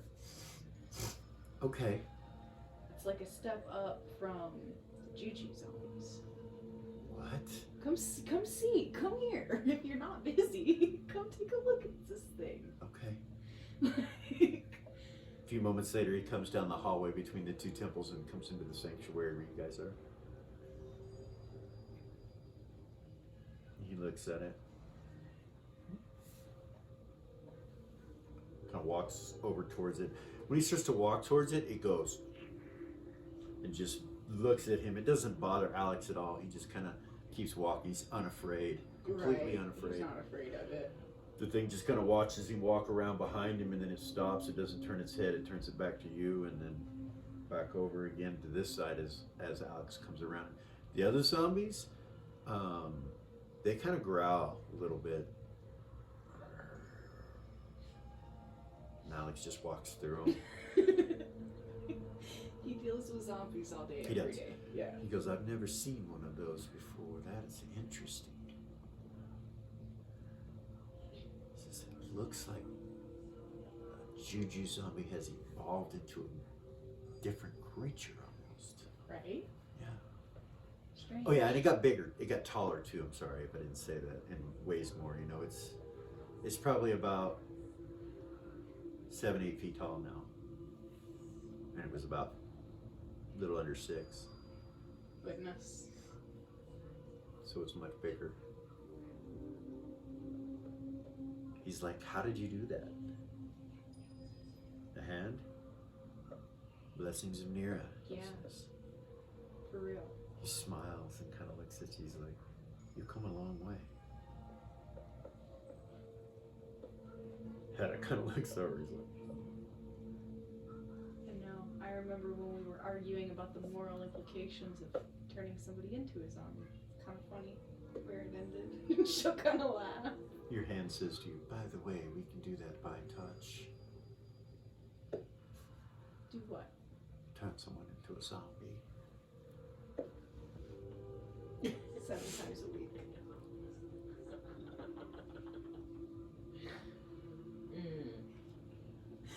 Do they have to be dead? Well, yes. Yes. Yes. Fair question. Of course. Like, I'm not sure what effects it would have on a living being. Hmm. It might have some sort of effect. I do not know.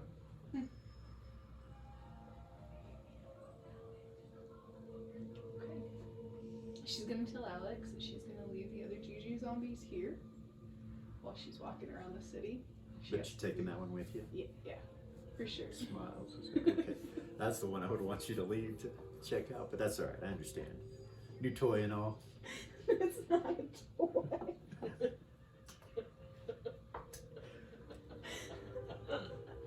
Careful, that thing might put an eye out.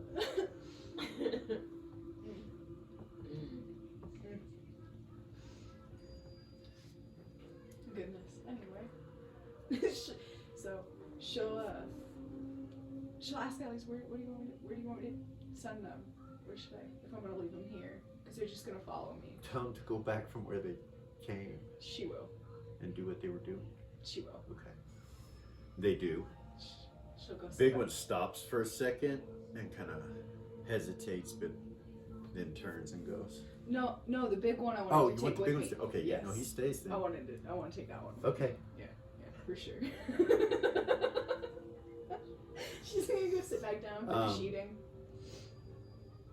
I still have to eat, right? You said I So wasn't the whole done. time you've been sitting here, you look over, you realize you've been so excited, so ravenous, so hungry. You see your brother sitting over in a corner with some food. He's just kind of looking at you. I'll walk over to him. Okay.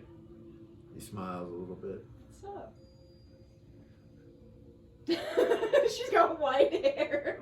He just looks at you and nods his head. He's like, you have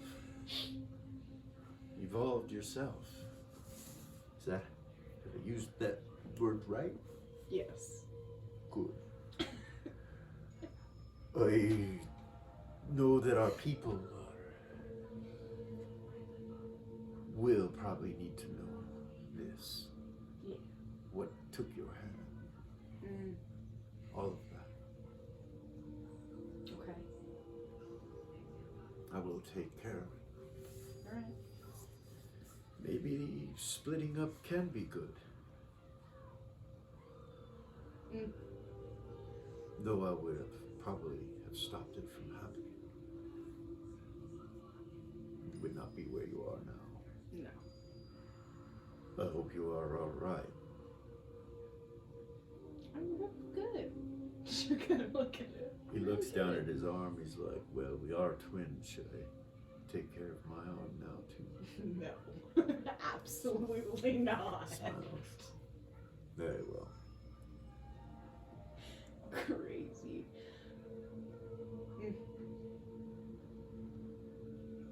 Yeah, should go sit down. Sit back down. Finish eating. All right. So you guys are all kind of gathered around, just doing your thing. The zombie will go over and stand with you no matter where you go, Zira. It walks and follows you. Nice. Unless you tell it not to. We left the mysterious stranger.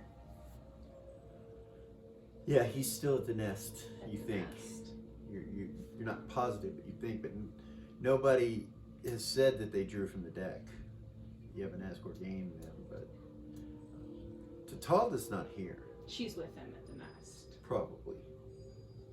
Mal's not here. So they're with him at the nest. Probably. So you want to go back? Go see. Yeah. There's so much that. All right. You guys good with that? Eris would say that. Look around at everybody. Yeah. Let's go. Everybody's bellies are full. You feel fed now? Is Tuffy done with Here. his book? Tuffy closes the book about that point. He looks at you. He says,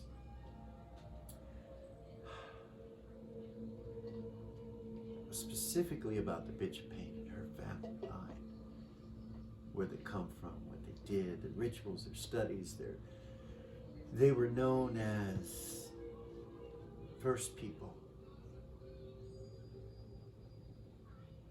Their ancestors were the first people, and they were draconic of nature. They were dragon blood. So, according to this book, she is draconic. She's a dragon. Like, she can turn into a dragon? Like that she is. I don't know. Maybe she's turning into a human. Ah. I don't know.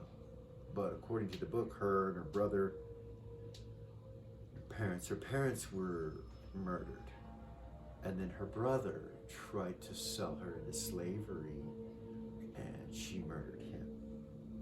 Evidently, they were really close. That would explain some stuff. They were extremely close as children, especially after their parents were killed. And the way the story goes on, it talks about their line. Dragons mentioned, names of dragons, which I have not often seen in any book. But her name was in the book. So, Like her draconic name? yes, which could be her true name. I do not know. What is that? He opens the book and slides it over to you. He doesn't say it out loud. I'll look at it. I want to write it down. Like, not in game. You're fine. We'll get you the name. Okay. You should already have it, Princess. Oh, that's right. Yeah. No, I remember. I remember now. I remember. That's Wanna right. give you a hint I think now? I've read that book, Okay. actually. I'm So- sorry, I totally forgot. Yeah. So, it does talk about that their homeland is down south, where the pirates are on Dragon Isle. That's where they originate from. But it doesn't necessarily say that they were evil. It actually, on the contrary, spoke of them as being good. That the evil were humanity. So it's hard to figure that out, if that means she was a good dragon or an evil dragon. Or it was just written from their perspective. From their perspective, most likely. Yes. So, that's what I learned. So, to the nest? Mm-hmm. Shall I accompany you? I'll take the book bag. Give it back to you. Put them both in my bag. Okay. Yeah. He waves his arm like this and creates a dimensional folding. You see the air before you just kind of fold back, almost like a cloud is in the form of an archway going both directions between two rooms, where you're standing and where the gate opens up, which is right in front of the nest. And he finishes waving his hand, and you realize that all of you could walk together side by side through this. It's huge. And Walk through. They Nice step spell, through. Teppy. Yeah. he nods at you.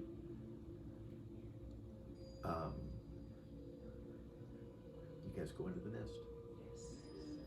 So Tatalda's in there, and Mal is in there, and the mysterious stranger is in there.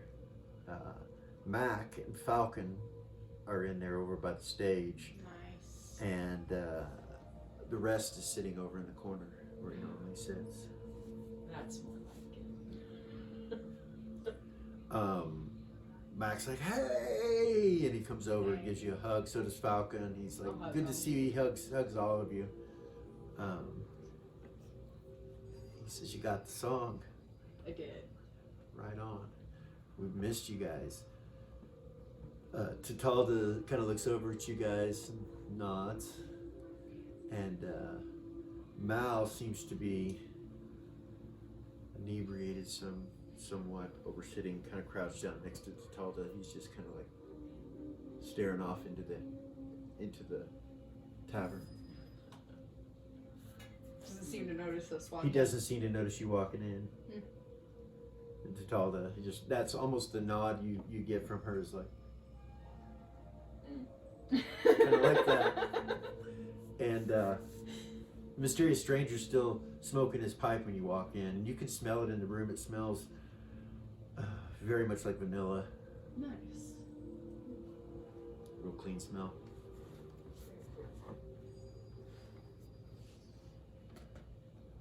I'm gonna go sit down at the bar. Okay.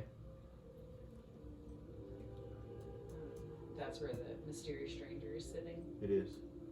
I'll go sit down next to him. He kind of smirks at you, and he's like, points at the deck with his hand.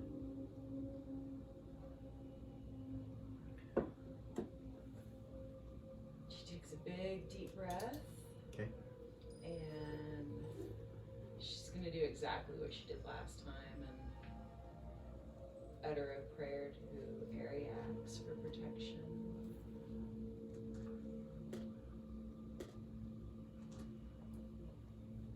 Draw a card.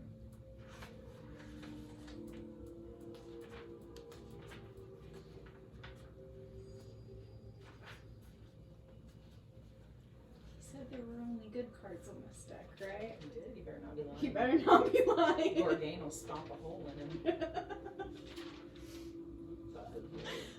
So roll 20 for me. Goodness.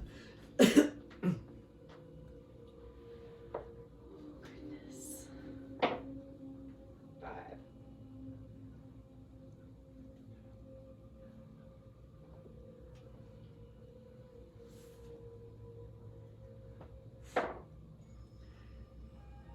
it can't be that card. That was one of the good cards that was always already drawn from the deck. So roll again. Okay. This is the one Myra drew. I rolled another 5. Do you want to be co-owners of that? Yeah, right. Come on. No. 12. Mm.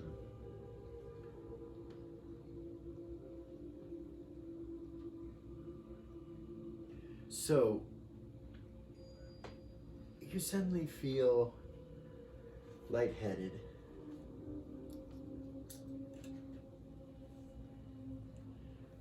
And you kind of daydream for a moment. You see her just draw the card, and she kind of just holds her head back, and the card magic's invoking around it, going up her arm, and she kind of gets a smile on her face. And Lily, you're standing in corn, and you're in your teens. Oh, goodness. You're behind your mom and dad's house, and you're playing with butterflies. You can hear the birds chirping. Everything is absolutely gorgeous and beautiful. And you realize that you're not where you are. You're aware that you're not here. Even though you can feel the energy and have the memory, it's like you're right in it, like you're having it for the first time, but you're still aware that you're separate. So now your character has an option. She's aware that what her alignment used to be, the chaotic good that she was the majority of her life, is gone from her. Her childhood memories, her innocence, all the things that took that away from you, becoming a vampire, having to go through all of that shit that you had to go through, people dying around you, all the things that you've dealt with, the undead, the demons, Zira getting captured, your best friend being tortured, now she's lost an arm, all these things, you're like, it just weighs really heavy. So your character has a choice at this moment to be any alignment that she has been up to this point in her existence and change alignment without any repercussions. Unless the DM feels like you should be judged in this process. And if you are, something will happen. Meaning the DM playing the powers that be. Those that you follow and worship. There's a multitude of them.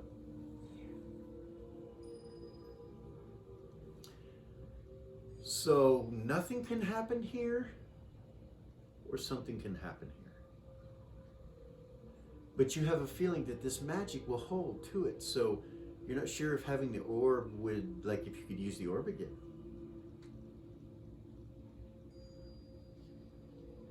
Which is kind of like a, in a fashion greed. So if you were to choose to stay chaotic neutral where you're at presently, that you might be judged. Or if you decide to become chaotic good again, you might be judged. It depends on your reasoning behind it. But your character has a choice right now to be any alignment that you have been in your existence. And you need to make that decision. So I will give you time. It's as if time stops. So you can atone yourself back to your normal alignment. It's unaffected by any items. Or you can stay where you're at and do nothing with it.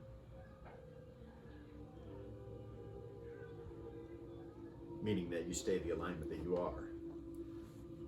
That is so cool. You can see that this can be a good card to the right person. Like, this is one of those cards that can kind of go either way. It's not a bad card. It's definitely not a black card. It's red. His specific words were there's no bad cards. Yeah. Yeah. That's what he said. Being judged as bad or not, it could be a good thing. So yeah, I know this is kind of a lot for you right now, Lily. You're like, what the? And so nobody else is drawing right now. They're all just watching you, and you're still in that vision kind of thing, because you're in between. You realize you can go back to the innocence of being a child, being chaotic good, seeing the good in life, and or stay in the neutral balance that you're in now with a little chaos.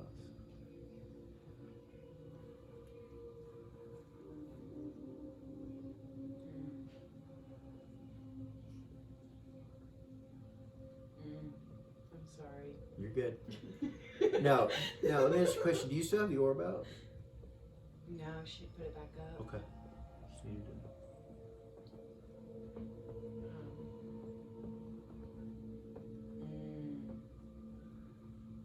So we'll go over to There's a lot of pressure. we'll go over to Zira and Eris, and Eris will walk up to Mac, I guess, to the stage with him.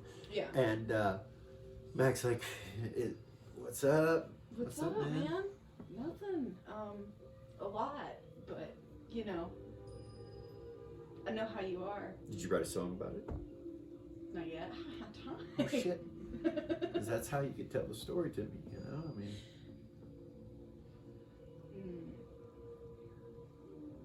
this place has kind of been dead. To be honest with you, it's not a lot of traffic here. No? No. We could change that. She'll smile at We him. could. We could. She'll tell him if you can give me a beat, maybe I can write a song. Okay. I don't know. You gonna play some music? Sure. Smile. He goes over and grabs his drums and looks at you. Go sit down next to him. Falcon's like, so man, you gotta write a song. You gotta tell us what happened with you. Mm-hmm. Feel me? I do. I do. There's a lot. By the way, multiple songs. thanks for the money, man. I appreciate you. You're welcome, dude. Yeah, that's fucking awesome of you, man. Don't need to gamble now. It's set. Let's go play some music. Okay. She'll walk over, sit down. All right, you guys sit down and start playing. Are you charming? Nah, I'll be nice. They're all doing something. You feel me? Okay. She's writing music right now. All right. I don't want to do that while What about Zira? What's Zira doing? I don't know, man. I don't Gordon's know. just looking at you, and you got this zombie behind you, and nobody's really said anything, obviously. He's just staring at me. Yeah, he's just walking with you and staring at you, like he's behind you now, looking at you, straight at you. What's up? The zombie? Oh, the zombie. Yeah, it followed you, I right? got you. Yeah, it did. I had it follow me. Went through the portal, so it's Just standing chill with you. me. Yeah, just chill with me. Yeah, but it's just staring at you. It's like standing over you, you know, just kind of.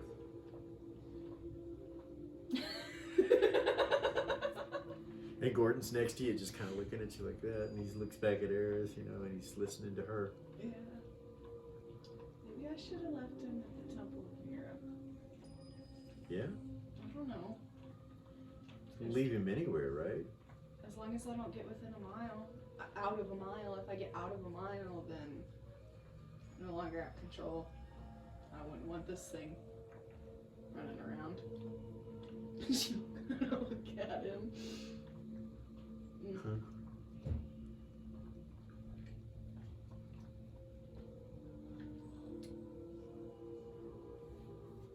I don't know what to do with her. I don't want to do anything until she's. Okay. You feel me? All right. So you're kind of sitting there, Mm-hmm. looking at your hand. Mhm. Lily? Back to Lily? Yeah. Have you made a decision? What would you like to do? Do I need to explain it? Yeah. Or Yeah. Well, you need to tell me your decision and then give me the reason why. You can make that as short or long as you'd like to. But keep in mind, it might very well be like a wish. The less you say, the better. yeah. No ands. I don't want to have to commas, judge. or I don't want to buts. have to judge you. Yeah. So be smart about what you say. So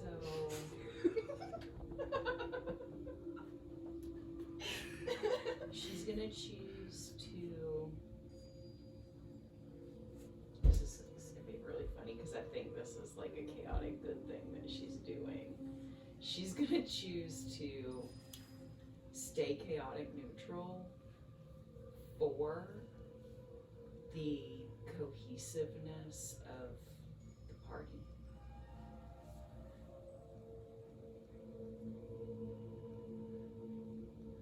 Spell goes off. It locks you at chaotic neutral, and you feel this like magic on that alignment around you. Like you will probably never change from this. This is like a permanent thing that just happened to you, and you are not judged. It was for a selfless reason, so you're not judged by your god. No Alex appears. Oh goodness. Oh shit. That would have sucked. Yeah. Thank goodness I don't want to pull up a combat table of the nest with all that kind of shit going on. But anyway, yeah. Another Lily. Yeah. Boy, Because oh boy. truly her decision, like, Yeah. if she would have been being selfish, would be I Chaotic want to good. be chaotic Yeah. good again because I'm tired of the So, heavy heart. Make sure that you put an asterisk next to the chaotic neutral now, because there is magical in that. Now I will let you know something. You won't be able to pick anything up that changes your alignment from chaotic neutral. This magic will not allow you to touch it.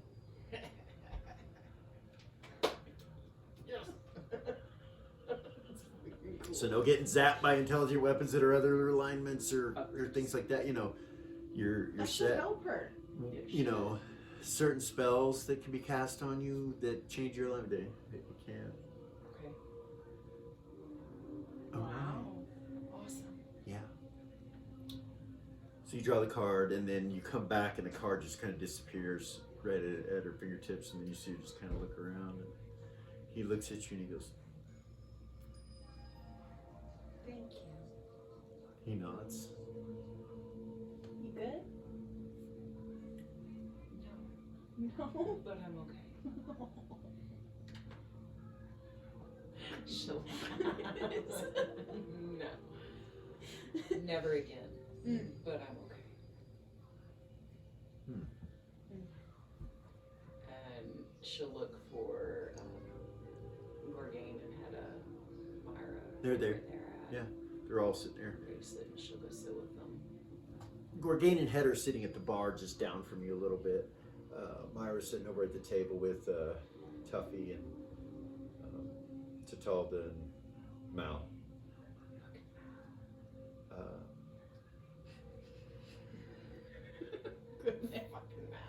Her sister's not with her. She went into the other section of the nest where the food and everything is. She went back there. Myra tells you she sent her to go explore.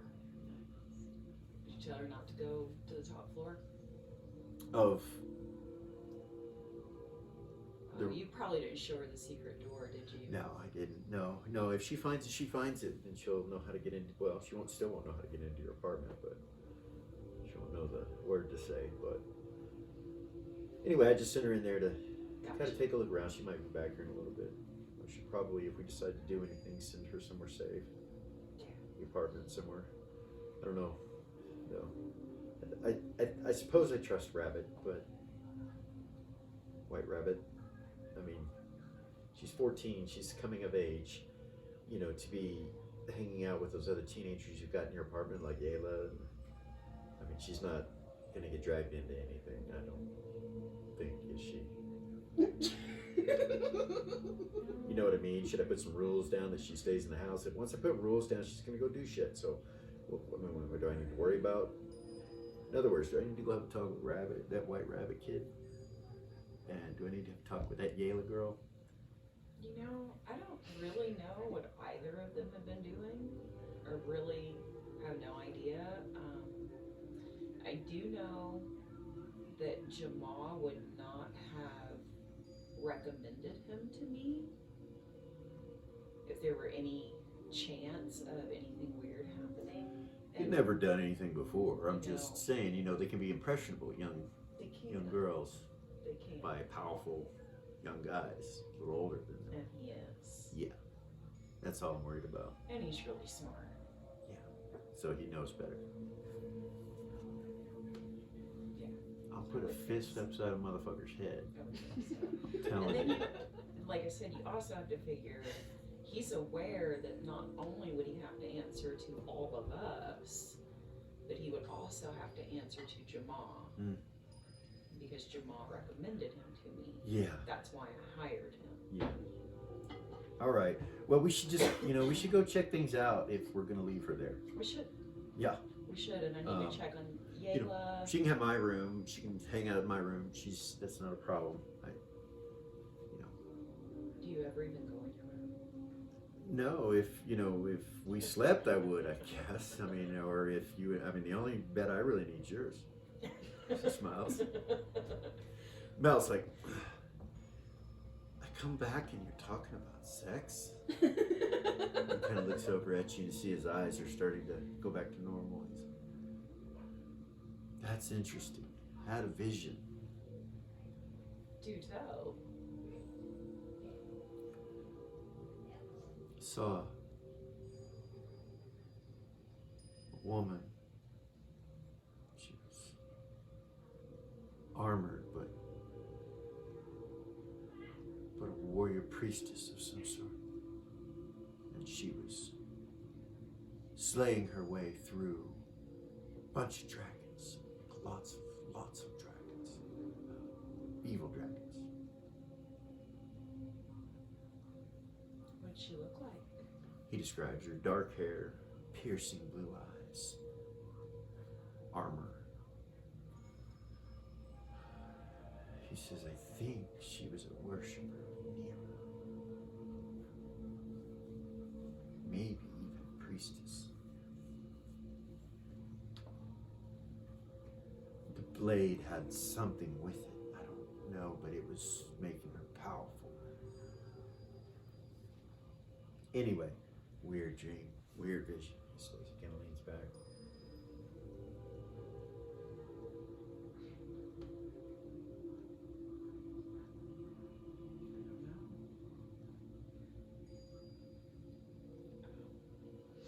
Kinda sounds like the bitch of pain. Could be, he says, and looks at you. That was my first thought when you described her. Maybe she destroyed dragons to become where she is now. Suddenly Mal's accent goes back.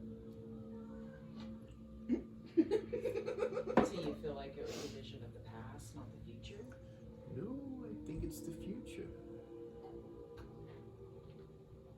But I cannot tell. Feels like the future. Maybe it is the past. Now that you've asked that question, I don't know the answer.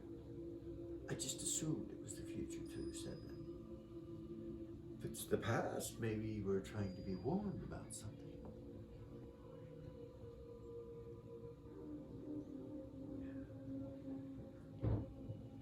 Tuffy goes, where did you see her?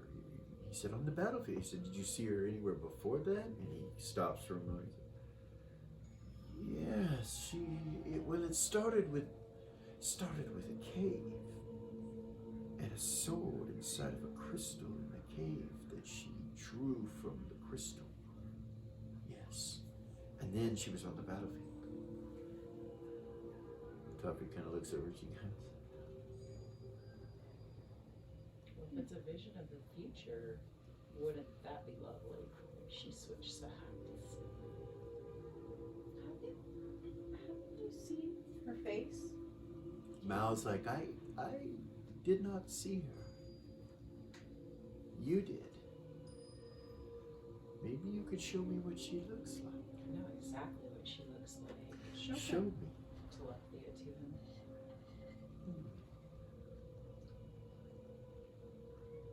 It's hard to tell. If they are not the same being, they are related. They look close to each other.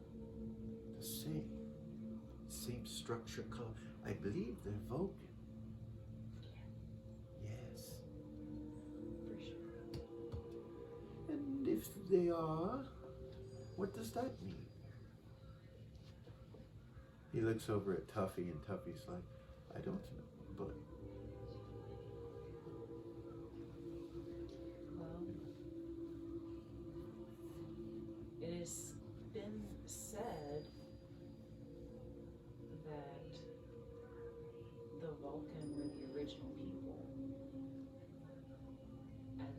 also just read that the draconic kind were the original people. One of the sea? It would seem that that would overlap rather than one of those texts being incorrect. The mysterious stranger gets up and he picks up the deck and he kind of looks back at you guys and he says, "Oftentimes I will come here in the evening when the sun goes down.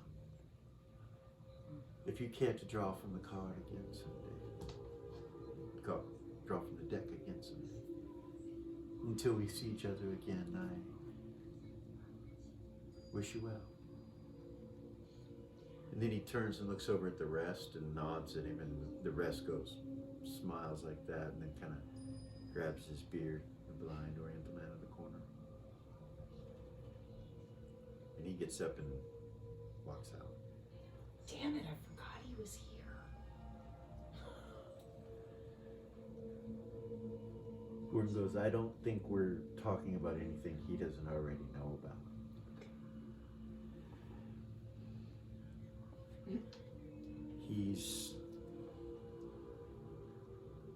He may be mysterious, but his power is not.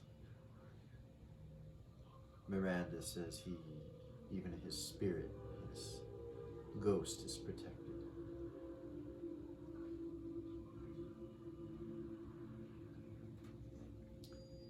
Yes, ghost, like me. Looks back at the door. But he does not have this scars. He shows the scar on his chin or on his cheek for being a Dark Ranger. Nor did we trade arrows. I suppose he did throw one at me once. My own arrow, if you recall. At least I know what they feel like, or what they did feel like. Zero would say, speaking of which, I can't touch my bow Why not? or my arrows. Because they're made of wood.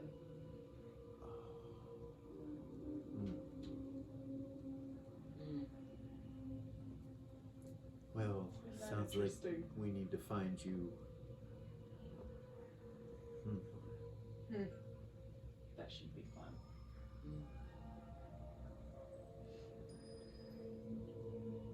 Yes. Do they even make bows that are made of wood? I believe that they do. The Easterners make them out of metal. Really? Yes. No, the arrow shafts, some of them are made of metal too, but they are a different kind of arrow for different purposes. I'm not sure about sleek arrows made of metal. You know, I don't. It will lower your distance for sure. For sure. The weight. We'll have to work on that and figure it out. We'll work on it.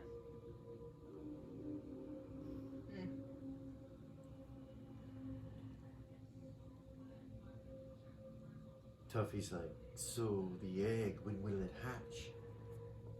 And will you let us know?" And Gordon's like, "Of course.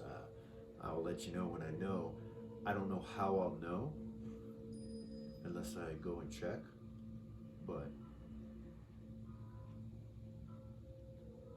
Zero would say I could divinate. Don't know if it would work on that. I don't think we should. I think we should leave it alone." Okay.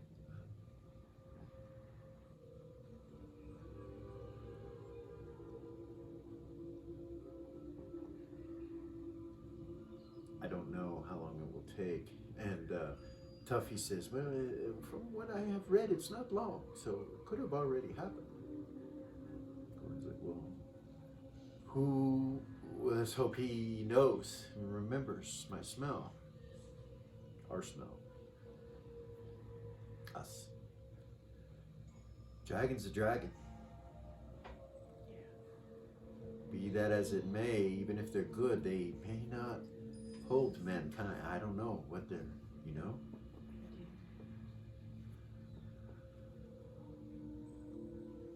I hope I didn't just give our cabin away permanently. I just thought that would be a place for them to, maybe should have thought that out a little better. But it's very desolate and hidden. And how big is your basement?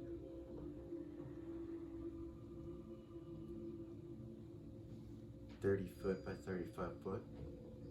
Big enough to fit a full-grown dragon? Oh, No. hell no. Hell no. No, if he... You might come back to your cabin being destroyed. I might. We might have to rebuild. Didn't we do. somebody say that when they're brought back and born out of the egg that they come back a full-grown dragon? Yes, they did. Yeah, our cabin's gone. She'll look at him. Maybe he'll fix it. Hopefully best case scenario, he'll fix it. Next best case is he'll leave it and not try to start his stronghold there.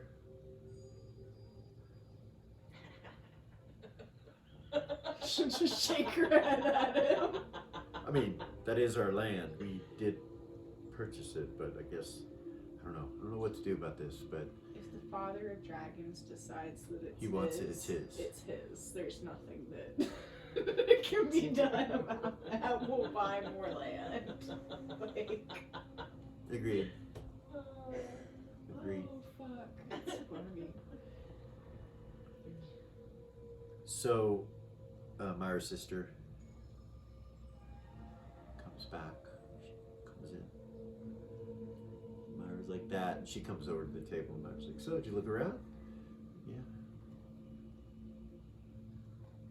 I got some people I want you to meet.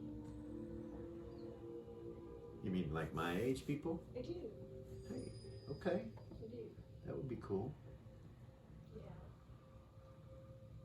Yeah. I'll just say that to everybody. Hey, I'm gonna take Bella. Bella. Thank you. I'm gonna take Bella to the apartment and introduce her to everybody.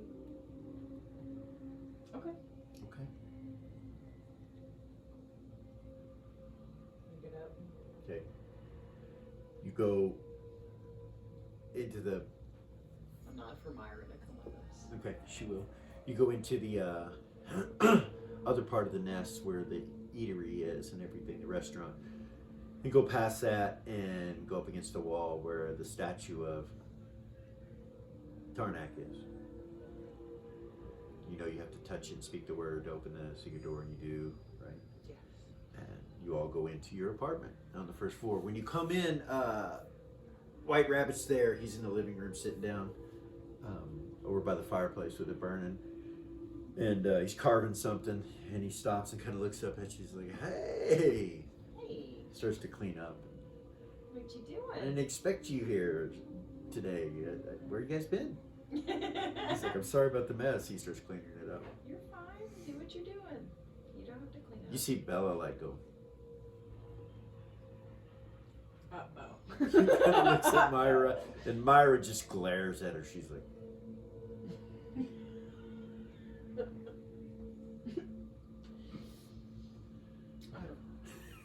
if she could say, if she said anything, she would probably have said whatever to Myra. She's like, Oh. This is Myra's sister Bella. he kind of looks. He's like, "Hey, what's up?" And she's like,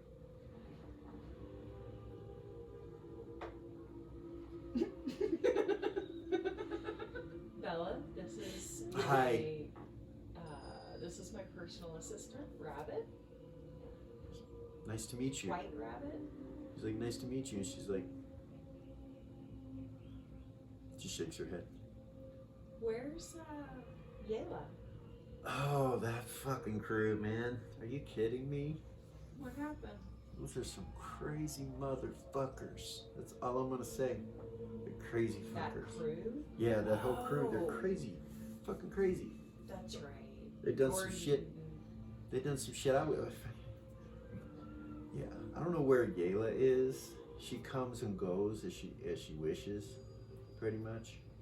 Did she pick a school? What do you mean? Do you know anything about what she's been doing? asked you to keep an eye on her. Well, and I have, but it's kind of. So you got to understand. If I leave here at all, do anything, then when I come back, she's not here. Then I got to try to track her down, shit. And guess what? She's hard to follow. It's kind of like trying to track something that goes really fast and in circles, and spirals, figure eights. Right. And she's just, they're crazy. They're all crazy. Yeah. Did you know that one of them wants to be an anti-paladin of Mira? And that they were given a quest to go and capture zombies and bring them to Temple of Nira. Juju zombies. Alive. Really? Yeah. Is that a joke? No. I don't know, you guys, she looks over at you guys like, you guys know more about that shit than me, man. You don't see me at the Temple of Nira unless I'm delivering something, and I ain't never asked her for nothing, and I ain't ever asking. I don't like to talk about her. She's beautiful, wonderful, love her. That's it. Who's he saying that to? Just kind of randomly in the air, he's saying it. And then he says something, and then you see him do something with something in his hand over his shoulder, and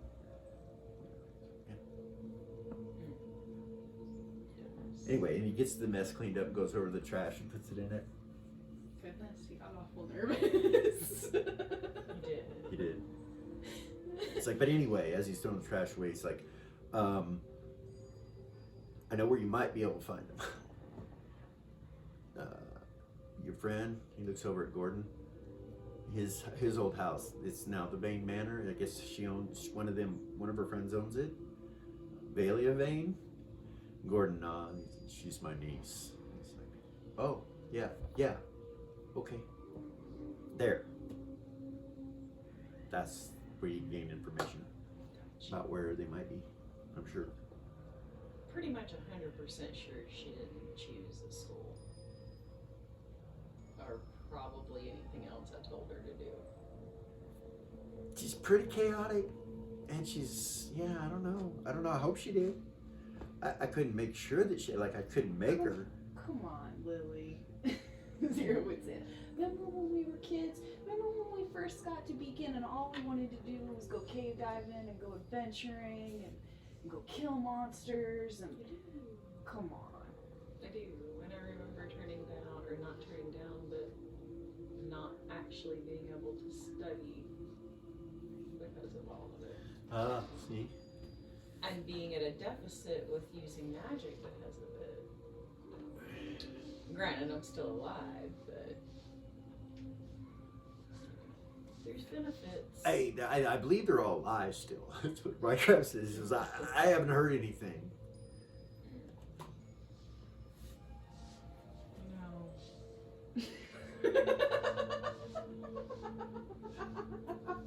Are you alright? Yeah, it's just I got a lot going on. Like what? You need help? Well, no, the stuff like that I need to do for you and stuff like that, I'm still doing.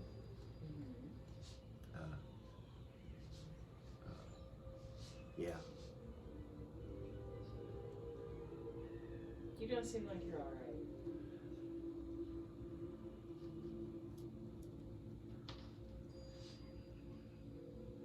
So Falcon and them didn't come. Did Eris come? Okay. He goes, you know that friend of your guys's, that bird guy? Falcon? Yeah. The bard? That dude. Yeah. Yeah. He's trying to get me to get him a gambling game. He wants to have a poker game privately. But everybody's been called off that shit. Like, Jamal's made it apparent that this guy's not to gamble. I don't know what he owes. I don't know what debts he owes. I don't know what's going on with his ass. But I don't want nothing to do with it. Can you help me? Yeah. Cuckoo. Appreciate it. Yep, absolutely. I'll make sure that he leaves you alone. Observation proficiency. Yeah. Yes. Okay. Bella is just staring at Rabbit, just Oh, goodness. completely enamored by him.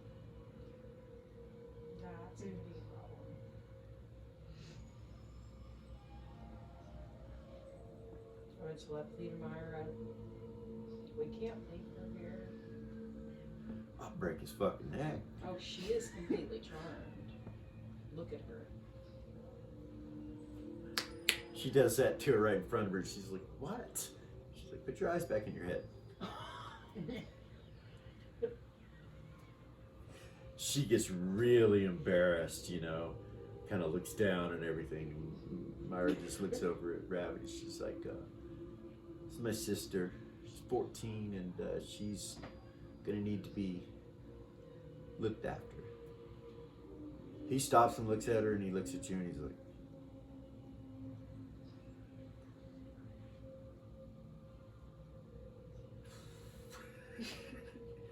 sure thing, he says, and he looks at Myra. Sure thing, no problem. Myra's like, we'll talk about pay. I know you got a lot of this shit to do. You just look out for her. Don't, you know what I mean? Better than you looking out for those other.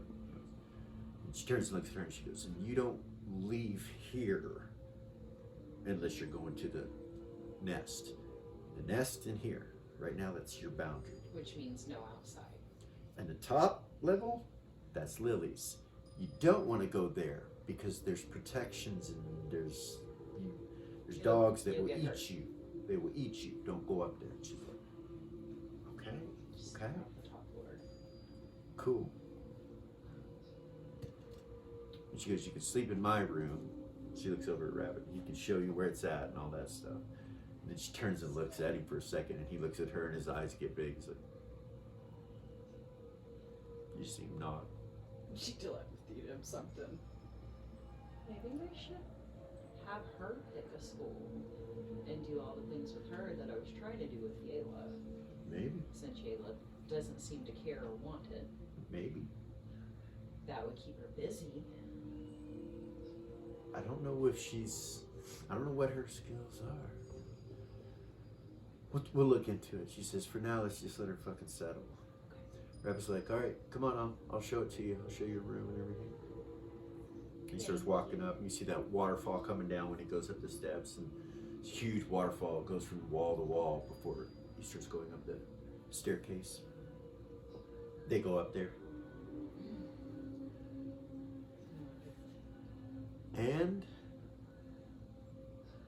we are going to stop for this evening. However, I want to add an addendum.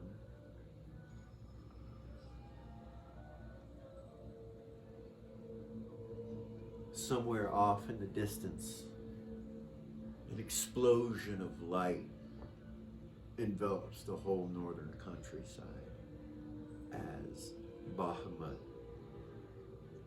the Ancient One, the King of Dragons, is born. It shines a light so bright that as you guys are sitting there, the windows at the front of the apartment just, like, you can't see the wall through the window, the wall of the castle, you can't see it. That's how bright it is. And it lasts like it's flowing over you for about 3 seconds. Then it goes out. And it's like it's leaving, like it was coming towards the apartment and going over the apartment. And that's where we're going to end this evening. It's been a great game. 9th episode. Thank you guys so much. Like, subscribe, share. Hope you're enjoying it. And, you know, comment, let us know, and tell your friends about it. And thank you guys so much.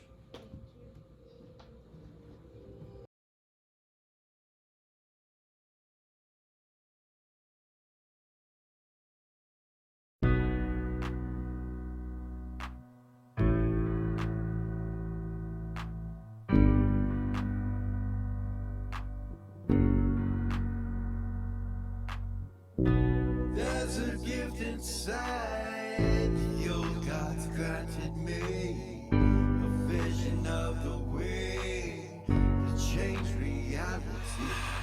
In the shadows creeping, can't rest your weary head. No time for you to sleep now, or evil it will spread.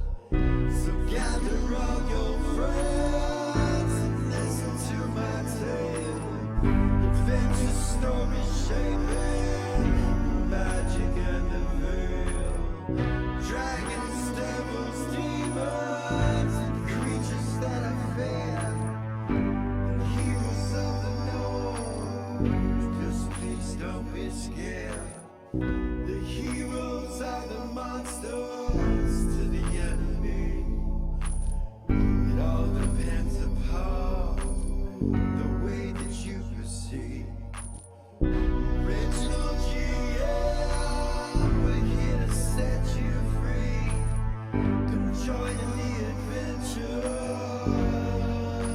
who you wanna be. Who you wanna be. We are heroes.